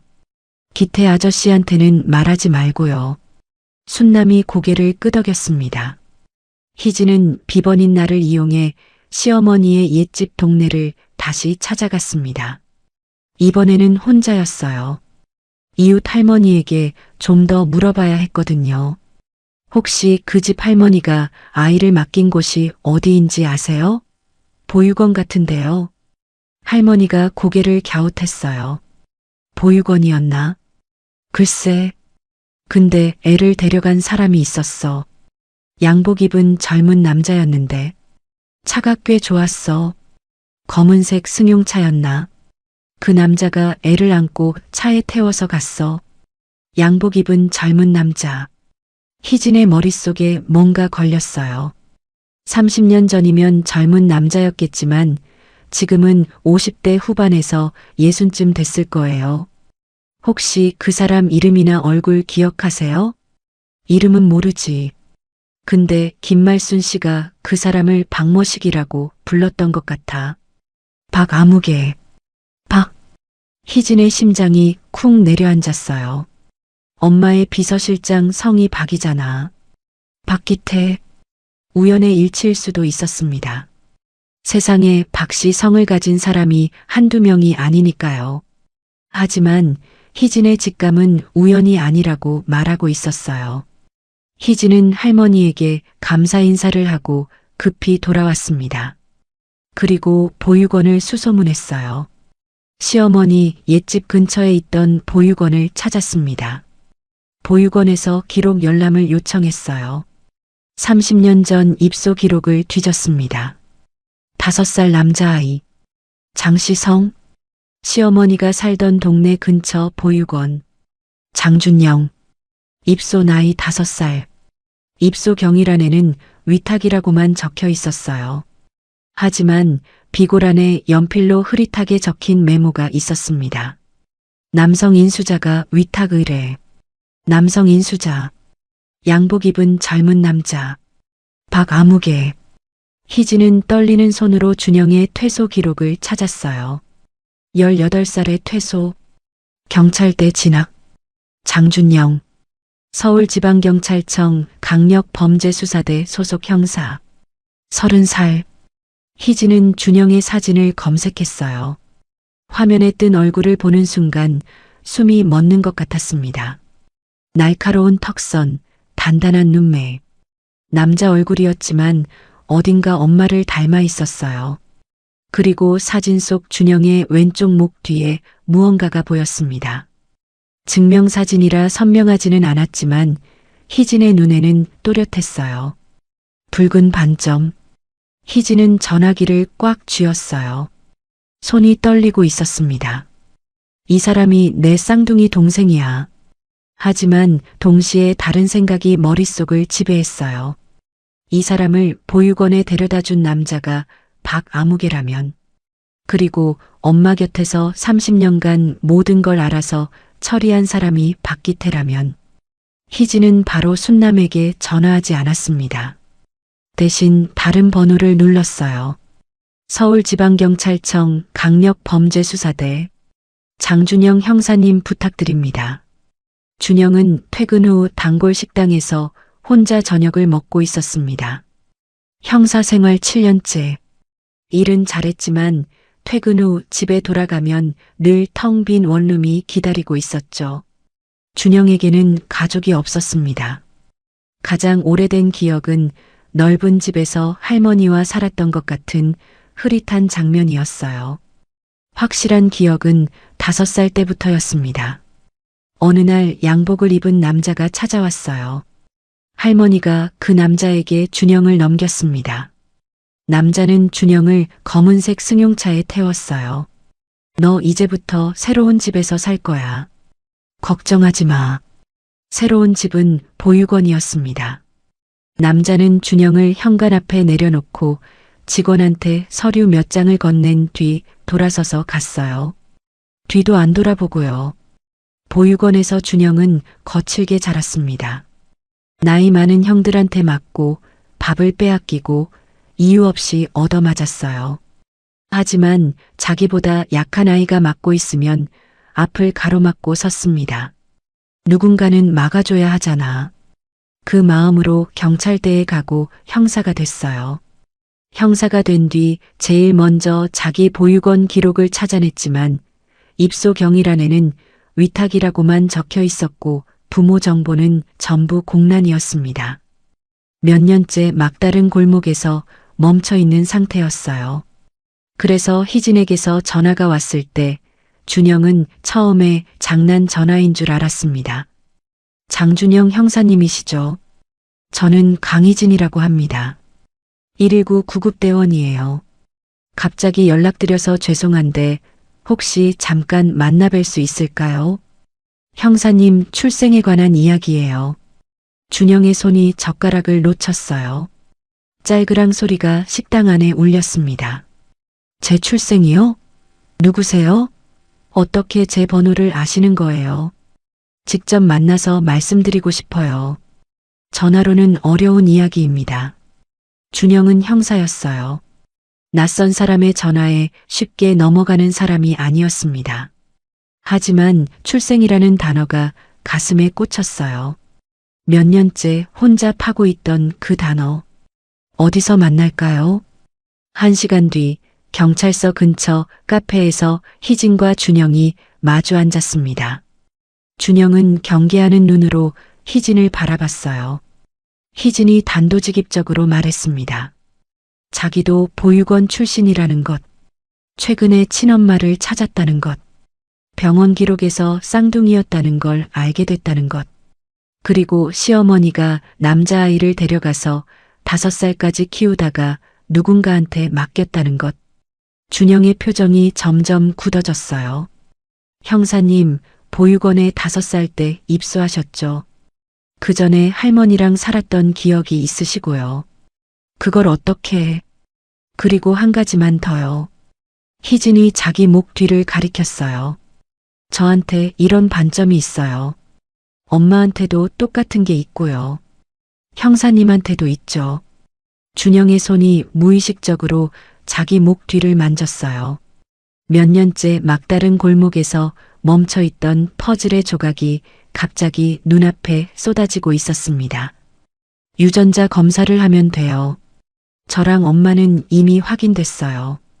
형사님만 검사하면 모든 게 밝혀져요. 알겠습니다. 검사하죠. 하지만 저도 형사니까 제 방식대로 조사를 병행하겠습니다.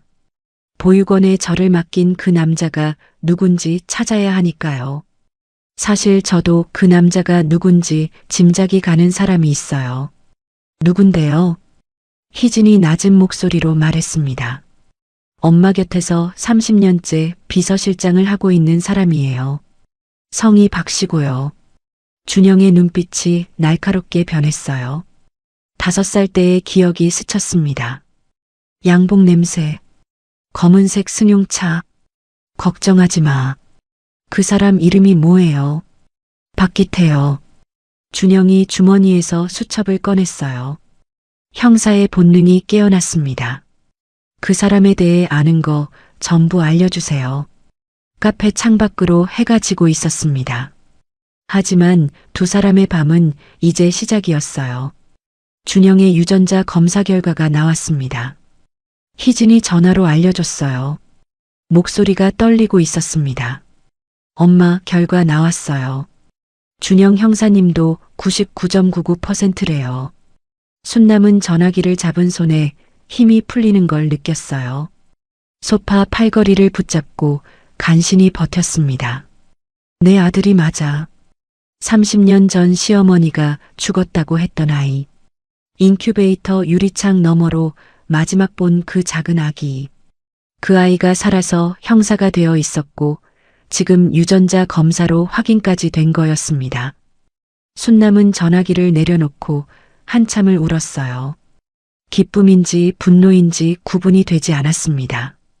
아마 둘 다였을 거예요. 희진이 말을 이었어요. 그리고 엄마 준영 형사님이 박기태 씨 조사를 시작했어요. 30년 전 보육원 입금 기록을 뒤지고 있대요. 형사 권한으로 금융거래 내역도 추적할 수 있다고 했어요. 근데 그 전에 먼저 해야 할 일이 있다고 하더라고요. 뭔데? 할머니를 만나야 한대요. 직접 만나서 확인해야 할 게 있다고요. 순남은 잠시 생각에 잠겼어요. 기태가 요양원 주소를 알아다 주면서 찾아갈 필요 없다고 했던 말이 떠올랐습니다. 알겠어. 가자. 며칠 뒤 희진과 준영은 경기도 외곽의 요양원에 도착했습니다. 순남은 함께 가지 않았어요. 기태의 눈을 피해야 했거든요. 순남이 요양원에 직접 가면 기태가 알아챌 수 있었습니다. 대신 희진과 준영이 먼저 가서 확인하기로 했어요. 요양원은 산자락에 있었습니다. 조용한 곳이었어요.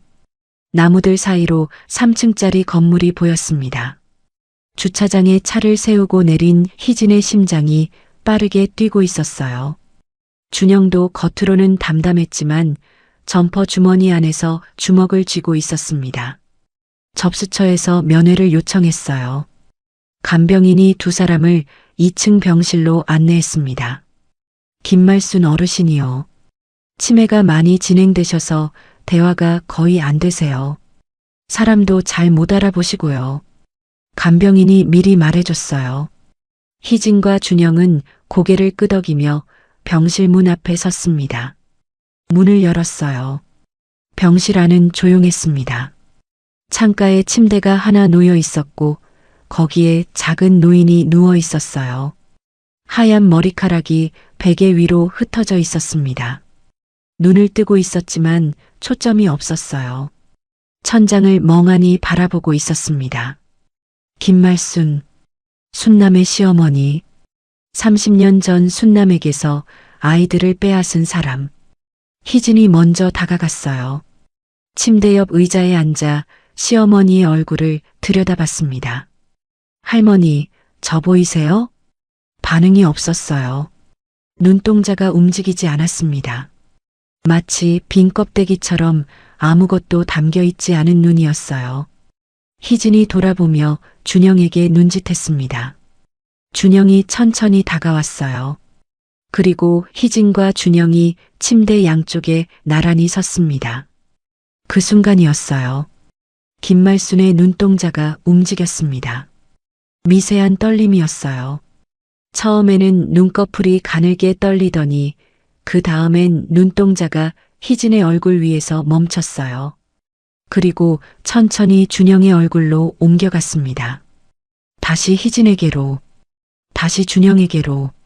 두 사람의 얼굴을 번갈아 보는 눈동자의 움직임이 점점 빨라졌어요. 간병인이 어라하며 다가왔습니다. 이상하다. 평소에는 저렇게 반응하시는 일이 없는데. 김말순의 입술이 달싹이기 시작했어요. 마른 입술 사이로 바람 빠지는 것 같은 소리가 새어나왔습니다. 말을 하려는 것 같았어요. 희진이 귀를 기울였습니다. 그때 김말순의 눈이 번쩍 뜨였어요. 멍하게 풀려있던 눈에 갑자기 초점이 잡혔습니다. 마치 안개가 걷히듯 눈동자에 선명한 빛이 돌아왔어요. 그리고 그 눈에 공포가 번졌습니다. 입술이 더 크게 달싹였어요. 갈라진 목소리가 새어나왔습니다. 너희들. 희진과 준영이 동시에 숨을 멈췄어요. 너희들 살아있었어. 김말순의 목소리는 찢어진 청 같았습니다. 30년 동안 쓰지 않았던 목소리가 갈라지고 흔들렸어요. 하지만 그 안에 담긴 감정은 분명했습니다. 공포, 순수한 공포. 간병인이 깜짝 놀라 달려왔어요. 어르신 말씀을 하세요? 몇 달 동안 한마디도 안 하셨는데. 하지만 김말순의 눈은 오직 두 사람만 보고 있었어요. 희진의 얼굴과 준영의 얼굴을 번갈아 보며 입술이 파르르 떨렸습니다. 쌍둥이 두 명이 나란히 서자 30년 동안 치매 속에 묻혀있던 기억이 되살아난 거였어요. 자기가 한 일이 눈앞에 나타난 겁니다. 준영이 한 발 앞으로 다가갔어요. 그리고 낮은 목소리로 물었습니다. 할머니, 저 기억나세요? 김말순의 눈이 준영에게 고정됐어요. 그리고 눈동자가 파르르 떨리더니 입에서 한마디가 흘러나왔습니다. 준영아. 준영의 온몸에 전류가 흐르는 것 같았어요. 이 노인이 자기 이름을 알고 있었습니다. 치매로 아무것도 기억 못한다던 이 노인이 자기 이름을 불렀어요. 할머니가 저를 아는 거예요. 준영의 목소리가 떨렸습니다. 김말순의 눈에서 눈물이 흘러내렸어요. 주름진 볼을 타고 베개 위로 뚝뚝 떨어졌습니다. 내가 키웠어. 너를 내가 키웠어. 우리 집안대를 이을 아이라고. 준영의 주먹이 꽉 쥐어졌어요. 5살 때의 기억이 떠올랐습니다. 넓은 집, 할머니, 우리 집안대를 이을 아이. 꿈이 아니었어요. 진짜 기억이었습니다. 근데 왜 저를 보육원에 보냈어요? 준영의 목소리가 낮아졌어요. 분노를 누르고 있었습니다. 김말순의 입술이 달싹였어요. 말이 끊기고 이어지기를 반복했습니다. 돈이 없어서, 집안이 망해서, 너를 키울 수가 없었어. 대를 잇겠다면서 엄마한테서 빼앗아 놓고 돈 없으니까 버린 거예요? 희진이 참지 못하고 끼어들었어요. 목소리가 떨리고 있었습니다. 김말순이 희진을 바라봤어요. 그리고 희진의 얼굴을 보는 순간 더 크게 몸을 떨었습니다. 순남의 젊은 시절과 판박이인 그 얼굴을 알아본 거예요. 그년의 딸. 김말순의 입에서 튀어나온 말이었어요. 그년. 30년이 지나도 며느리를 향한 증오는 침에도 지우지 못했습니다. 희진의 얼굴이 굳어졌어요. 하지만 참았습니다. 준영이 주머니에서 휴대폰을 꺼내 녹음 버튼을 눌렀어요. 형사의 본능이 움직인 거였습니다. 할머니, 30년 전에 무슨 일이 있었는지 다 말해주세요. 김말순은 한참을 떨다가 끊어지는 목소리로 말하기 시작했어요. 며느리가 쌍둥이를 낳았어. 아들은 내가 데려갔어. 병원 원장한테 돈을 줘서 쌍둥이가 아니라 딸 하나만 낳은 걸로 기록을 바꿨어. 아들은 죽은 걸로 해달라고 했어. 준영의 손이 부르르 떨렸어요. 하지만 휴대폰을 잡은 손만큼은 흔들리지 않았습니다. 딸은 어떻게 한 거예요? 희진이 물었어요. 딸은 그년이 알아서 보낼 줄 알았어. 돈도 없고 남편도 없는데 어떻게 키워? 내가 사람을 보내서 부잣집에 보내준다고 했어. 그년이 속아서 딸을 넘겼지. 희진의 눈에서 눈물이 흘러내렸어요. 자기를 보육원에 보낸 게 엄마의 선택이 아니라 시어머니의 계략이었다는 걸 지금 직접 듣고 있는 거였습니다. 그 사람을 보냈다는 게 누구예요? 딸을 데려간 사람이요. 준영이 물었습니다. 김말순이 떨리는 입술로 대답했어요. 기태, 박기태, 그놈한테 다 시켰어. 딸도 그놈이 보육원에 보냈고 나중에 준영이 너도 그놈한테 맡겼어. 희진과 준영이 동시에 눈이 커졌어요. 박기태, 30년 동안 순남의 곁에서 충신 노릇을 하던 그 사람. 회장님, 제가 다 알아서 하겠습니다를 입버릇처럼 말하던 그 사람. 그 사람이 처음부터 시어머니의 끈앞풀이었습니다. 쌍둥이를 빼돌리고 딸을 보육원에 보내고 아들까지 보육원에 버린 실행범이 바로 박기태였어요. 그리고 30년 동안 순남 곁에 붙어서 딸을 찾지 못하게 방해한 것도 그 사람이었습니다. 준영이 녹음을 멈추지 않은 채 물었어요.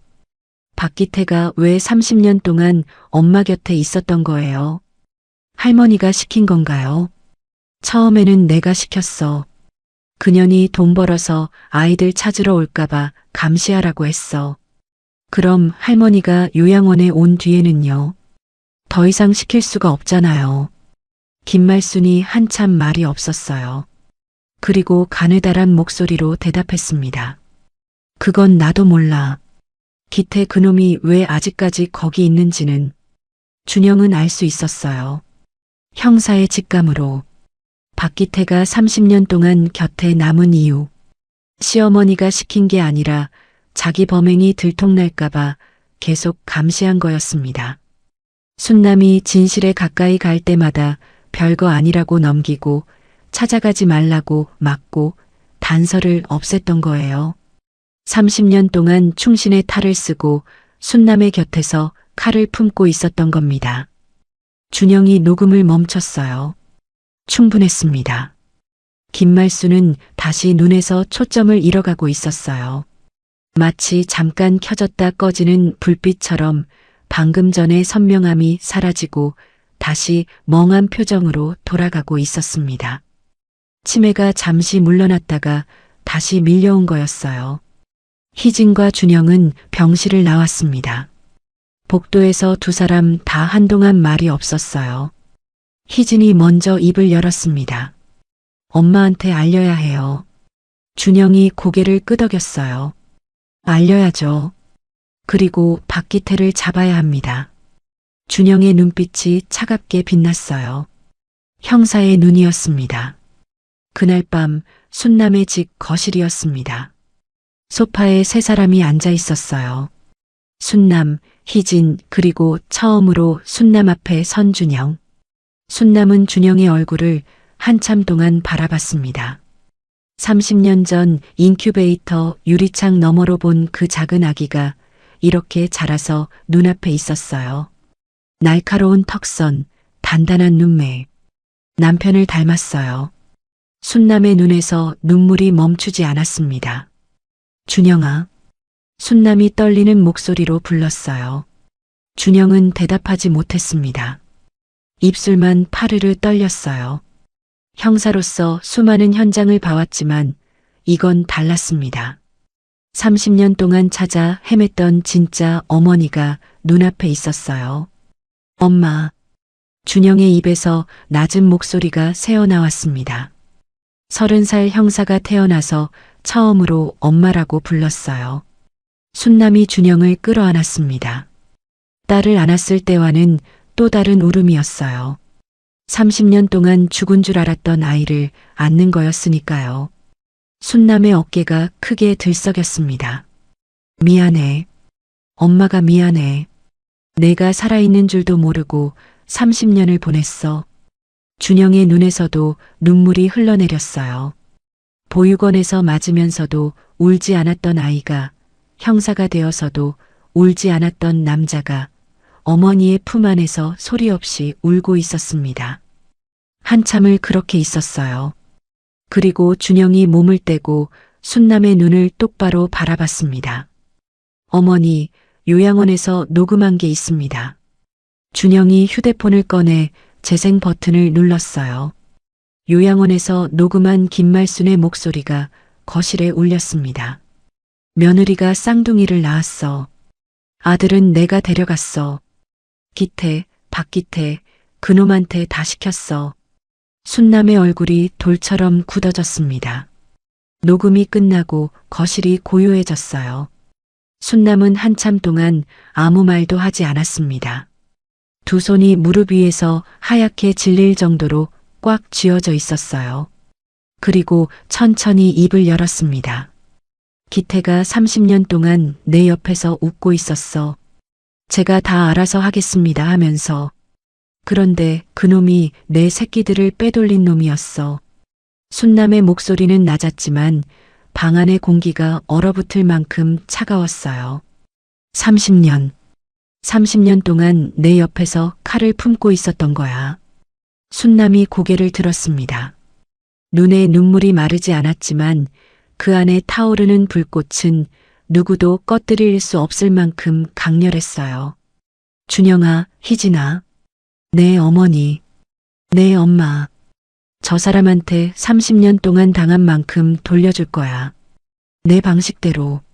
순남의 입꼬리가 미세하게 올라갔어요. 웃음이 아니었습니다. 30년의 분노가 응축된 표정이었죠. 다음 달에 한성물산 자선만찬이 있어. 재계 인사 수백 명이 오는 자리야. 기태가 행사를 총괄하지. 순남이 두 아이를 번갈아 바라봤습니다. 그 자리에서 끝내자. 한 달 뒤 서울 시내 최고급 호텔 대연회장. 한성물산 연례 자선만찬이 열리는 밤이었습니다. 재계 인사, 정치인, 언론인 수백 명이 샴페인 잔을 들고 담소를 나누고 있었어요. 카메라 플래시가 여기저기서 터졌습니다. 행사를 총괄하는 사람은 비서실장 박기태였어요. 검은 양복에 은색 넥타이를 메고 연회장 곳곳을 누비며 직원들에게 지시를 내리고 있었습니다.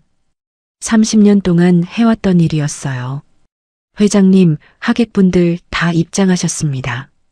기태가 대기실에 보고했어요. 순남은 거울을 바라보며 짧게 대답했습니다. 응, 예정대로. 기태가 나간 뒤 순남은 휴대폰을 확인했어요. 희진의 메시지. 준비됐어요, 엄마. 준영이도 위치 잡았대요. 순남은 휴대폰을 주머니에 넣고 거울 속 자기 얼굴을 바라봤습니다. 오늘 끝낸다. 디저트가 나올 무렵 순남이 단상에 올랐습니다. 오늘 이 자리에 와주신 모든 분들께 감사드립니다. 특별히 감사를 전하고 싶은 분이 한 명 계세요. 30년 동안 제 곁을 지켜준 비서실장 박기태 씨입니다. 기태 씨, 올라와 주세요. 기태는 예상치 못한 호명에 눈이 커졌지만 금세 감격한 표정을 지으며 단상으로 올라왔어요. 회장님, 과분합니다. 기태가 겸손한 미소를 지었습니다. 객석에서 박수가 쏟아졌어요. 순남이 기태의 손을 잡았습니다. 기태 씨, 30년 동안 고마웠어요. 그런데요. 순남의 목소리가 싸늘하게 가라앉았어요. 이 사람이 30년간 제 곁에서 무슨 짓을 했는지 오늘 여러분께 보여드리겠습니다. 기태의 얼굴에서 혈색이 빠졌습니다. 회장님, 무슨... 순남이 손짓하자 대형 스크린이 켜졌어요. 30년 전 산부인과 출생 기록, 쌍생아 출산, 보육원 입소 기록, 남성 인수자가 위탁 의뢰, 박기태 명의의 보육원 송금 내역, 시어머니 계좌에서 박기태 계좌로의 이체 기록, 서류가 한 장 한 장 넘어갈 때마다 연회장이 점점 술렁였어요. 그리고 스크린에서 음성이 흘러나왔습니다. 기태, 박기태, 그놈한테 다 시켰어. 딸도 그놈이 보육원에 보냈고 나중에 준영이 너도 그놈한테 맡겼어. 요양원에서 녹음한 시어머니의 자백이었어요. 갈라진 노인의 목소리가 수백 명이 모인 연회장에 울려 퍼졌습니다. 기태가 마이크 스탠드를 붙잡았어요. 다리에 힘이 풀린 거였습니다. 이건 조작입니다. 치매 환자의 헛소리예요. 회장님, 저를 30년 동안 내 옆에서 웃으면서 내 새끼들을 빼돌린 게 당신이었어. 순남의 목소리가 연회장을 꿰뚫었어요. 그때 연회장 양쪽 문이 동시에 열렸습니다. 왼쪽에서 구급대원 유니폼의 희진이, 오른쪽에서 형사정장의 준영이 걸어 들어왔어요. 수백 명의 시선이 두 사람에게 쏠렸습니다. 희진과 준영이 단상에 올라 순남의 양쪽에 섰어요. 세 사람이 나란히 서자 연회장이 다시 술렁였습니다. 닮았어요. 순남의 턱선이 희진에게 있었고 순남의 눈매가 준영에게 있었습니다. 30년 전 빼앗긴 제 딸과 아들입니다. 세 사람이 목 뒤를 보여줬어요. 똑같은 위치, 똑같은 크기의 붉은 반점. 스크린에 유전자 검사 결과서가 떴습니다. 모녀 일치 99.99%, 모자 일치 99.99%. 기태의 무릎이 꺾였어요. 단상 바닥에 무릎이 부딪히는 소리가 마이크에 잡혔습니다. 준영이 기태 앞으로 다가섰어요. 박기태 씨, 사문서 위조, 증거인멸, 업무상 배임 혐의로 체포합니다. 30년간 탐정 보고서를 가로채고 수사를 방해한 건 현재 진행형 범죄입니다. 영장은 이미 발부된 상태입니다. 수갑이 기태의 손목에 채워졌어요. 찰칵. 그 소리가 조용해진 연회장에 선명하게 울렸습니다. 회장님, 제발. 30년 동안 제가 얼마나... 기태가 무릎 꿇은 채 올려다봤어요. 순남은 그 얼굴을 내려다보았습니다. 내 아이들이 보육원에서 맞으면서 자라고 있을 때 당신은 내 옆에서 커피를 따르고 있었어. 내가 매일 밤 초음파 사진을 쓰다듬으며 울고 있을 때 당신은 그 사진의 주인이 어디 있는지 알면서도 입을 다물고 있었어. 연회장 뒤쪽에 대기하던 동료 형사 2명이 다가와 기태를 일으켜 세웠어요. 기태는 고개를 푹 숙인 채 끌려나갔습니다. 수백 명의 시선이 그 뒷모습을 쫓았어요. 연회장 문이 닫혔습니다. 순남은 마이크를 잡았어요. 30년 전 저는 아무것도 없는 22이었습니다. 아이 둘을 빼앗기고 시장 분식집에서 떡볶이를 팔았어요. 하지만 제 아이들은 살아 있었습니다.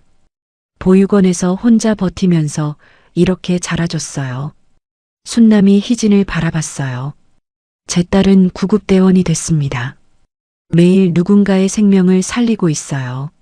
순남이 준영을 바라봤어요. 제 아들은 형사가 됐습니다.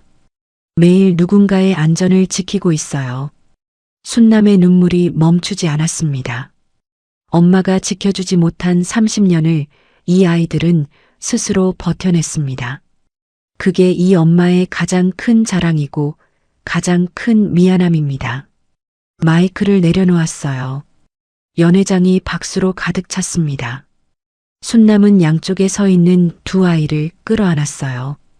단상 위에서 세 사람이 엉켜 울었습니다.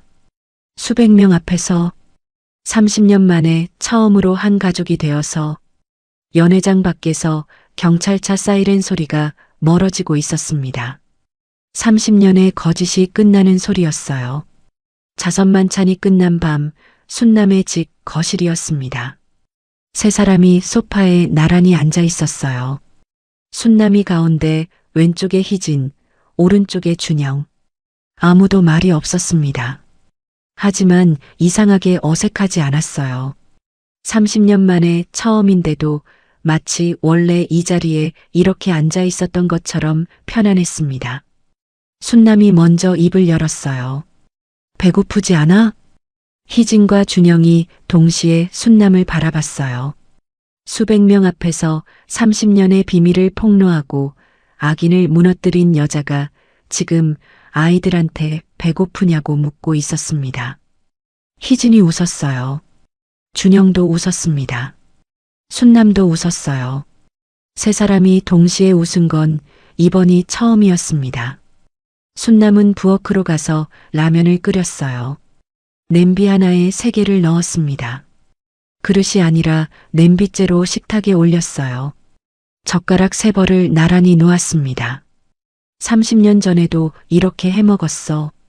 남편이랑 둘이 냄비째로 라면 먹었거든. 순남이 웃으며 말했어요. 하지만 눈가가 촉촉해져 있었습니다. 세 사람은 냄비 하나에 젓가락을 넣고 라면을 먹었어요. 호텔 만찬장에서 코스 요리를 앞에 두고도 한 입도 못 먹었는데 집에서 끓인 라면은 순식간에 바닥이 났습니다. 엄마 라면 맛있어요. 희진이 말했어요. 형사가 되고 나서 먹어본 라면 중에 제일 맛있습니다. 준영도 말했어요. 순남은 아이들이 라면 먹는 모습을 바라보며 소리 없이 눈물을 닦았습니다. 그날 밤 아이들이 돌아간 뒤 순남은 서랍을 열었어요. 30년 된 초음파 사진, 가장자리가 닳아서 형체도 거의 보이지 않는 사진. 순남은 그 사진을 한참 들여다보았습니다. 30년 동안 매일 밤 쓰다듬던 사진. 그리고 낡은 일기장을 꺼냈어요. 11권째 일기장. 마지막 페이지를 펼쳤습니다. 30년 동안 같은 문장을 써왔어요. 11,000일이 넘는 밤 동안 한 줄도 빠짐없이. 오늘도 못 찾았다. 미안해, 다이나. 순남은 펜을 들었습니다. 손이 떨렸어요. 30년 만에 처음으로 다른 글씨를 쓰려는 거였습니다. 펜 끝이 종이에 닿았어요. 찾았다. 단 3글자. 하지만 그 3글자에 30년의 무게가 담겨 있었습니다. 순남은 일기장을 덮고 가슴에 안았어요. 그리고 30년 만에 처음으로 초음파 사진을 서랍에 넣지 않았습니다. 대신 거실 액자에 끼웠어요. 서랍 속에 숨겨두던 사진을 처음으로 밖에 꺼내놓은 거였습니다. 이제 숨기지 않아도 돼. 몇 달이 지났습니다. 순남의 집 냉장고에는 사진이 3장 붙어 있었어요. 희진의 구급대원 증명사진, 준영의 형사 증명사진, 그리고 3사람이 함께 찍은 사진. 30년 만에 처음 찍은 가족사진이었습니다. 희진은 여전히 구급대원이었어요. 순남이 그만두라고 해도 듣지 않았습니다. 엄마, 저 이 일이 좋아요. 누군가 쓰러졌을 때 달려가서 살리는 거. 그게 저예요. 준영도 여전히 형사였어요. 어머니, 저도 이 일을 계속하겠습니다. 약한 사람을 지키는 게 제가 할 일이니까요. 순남은 두 아이의 말을 듣고 웃었어요. 너희가 그렇게 하고 싶다면 엄마는 응원할게. 매주 일요일이 되면 3사람은 순남의 집에 모였습니다. 순남이 밥을 차리고 희진이 반찬을 가져오고 준영이 과일을 깎았어요. 별것 아닌 일상이었습니다. 하지만 30년 동안 한 번도 해보지 못했던 일상이었어요. 밥 먹다가 희진이 출동 이야기를 했어요. 어제 할아버지 한 분이 길에서 쓰러져서 출동했는데 심폐소생술에서 살렸다고. 준영이 수사 이야기를 했어요. 지난주에 사기 피해 할머니 사건 잡았는데 범인이 법정에서 울더라고. 순남은 두 아이의 이야기를 들으며 반찬을 집어줬어요. 더 먹어. 많이 먹어. 그 말밖에 안 나왔습니다. 30년 동안 못해준 말을 이제야 하고 있었어요. 어느 날 오후 순남은 오래된 분식집을 찾아갔습니다. 시장 골목 한켠에 있는 그 자리. 30년 전 순남이 처음 좌판을 펴던 곳이었어요. 지금은 다른 사람이 장사를 하고 있었지만 골목 분위기는 크게 달라지지 않았습니다. 순남은 골목 입구에 서서 한참을 바라보았어요. 30년 전 이 자리에서 3,400원을 벌고 울었던 22의 여자. 그 여자가 지금 여기 서 있었습니다. 62이 되어서. 그때 뒤에서 발소리가 들렸어요. 엄마, 여기 있었어요? 희진이었어요. 그 뒤로 준영도 왔습니다. 어머니, 여기가 그 분식집이에요? 순남이 고개를 끄덕였어요. 여기서 떡볶이 팔면서 너희를 찾겠다고 다짐했어. 3사람은 나란히 서서 골목을 바라보았습니다. 오후의 햇살이 시장 골목 위로 따스하게 쏟아지고 있었어요. 희진이 순남의 왼팔을 잡았습니다. 준영이 오른팔을 잡았어요. 순남의 눈에서 눈물이 흘러내렸습니다. 하지만 입가에는 미소가 떠올라 있었어요.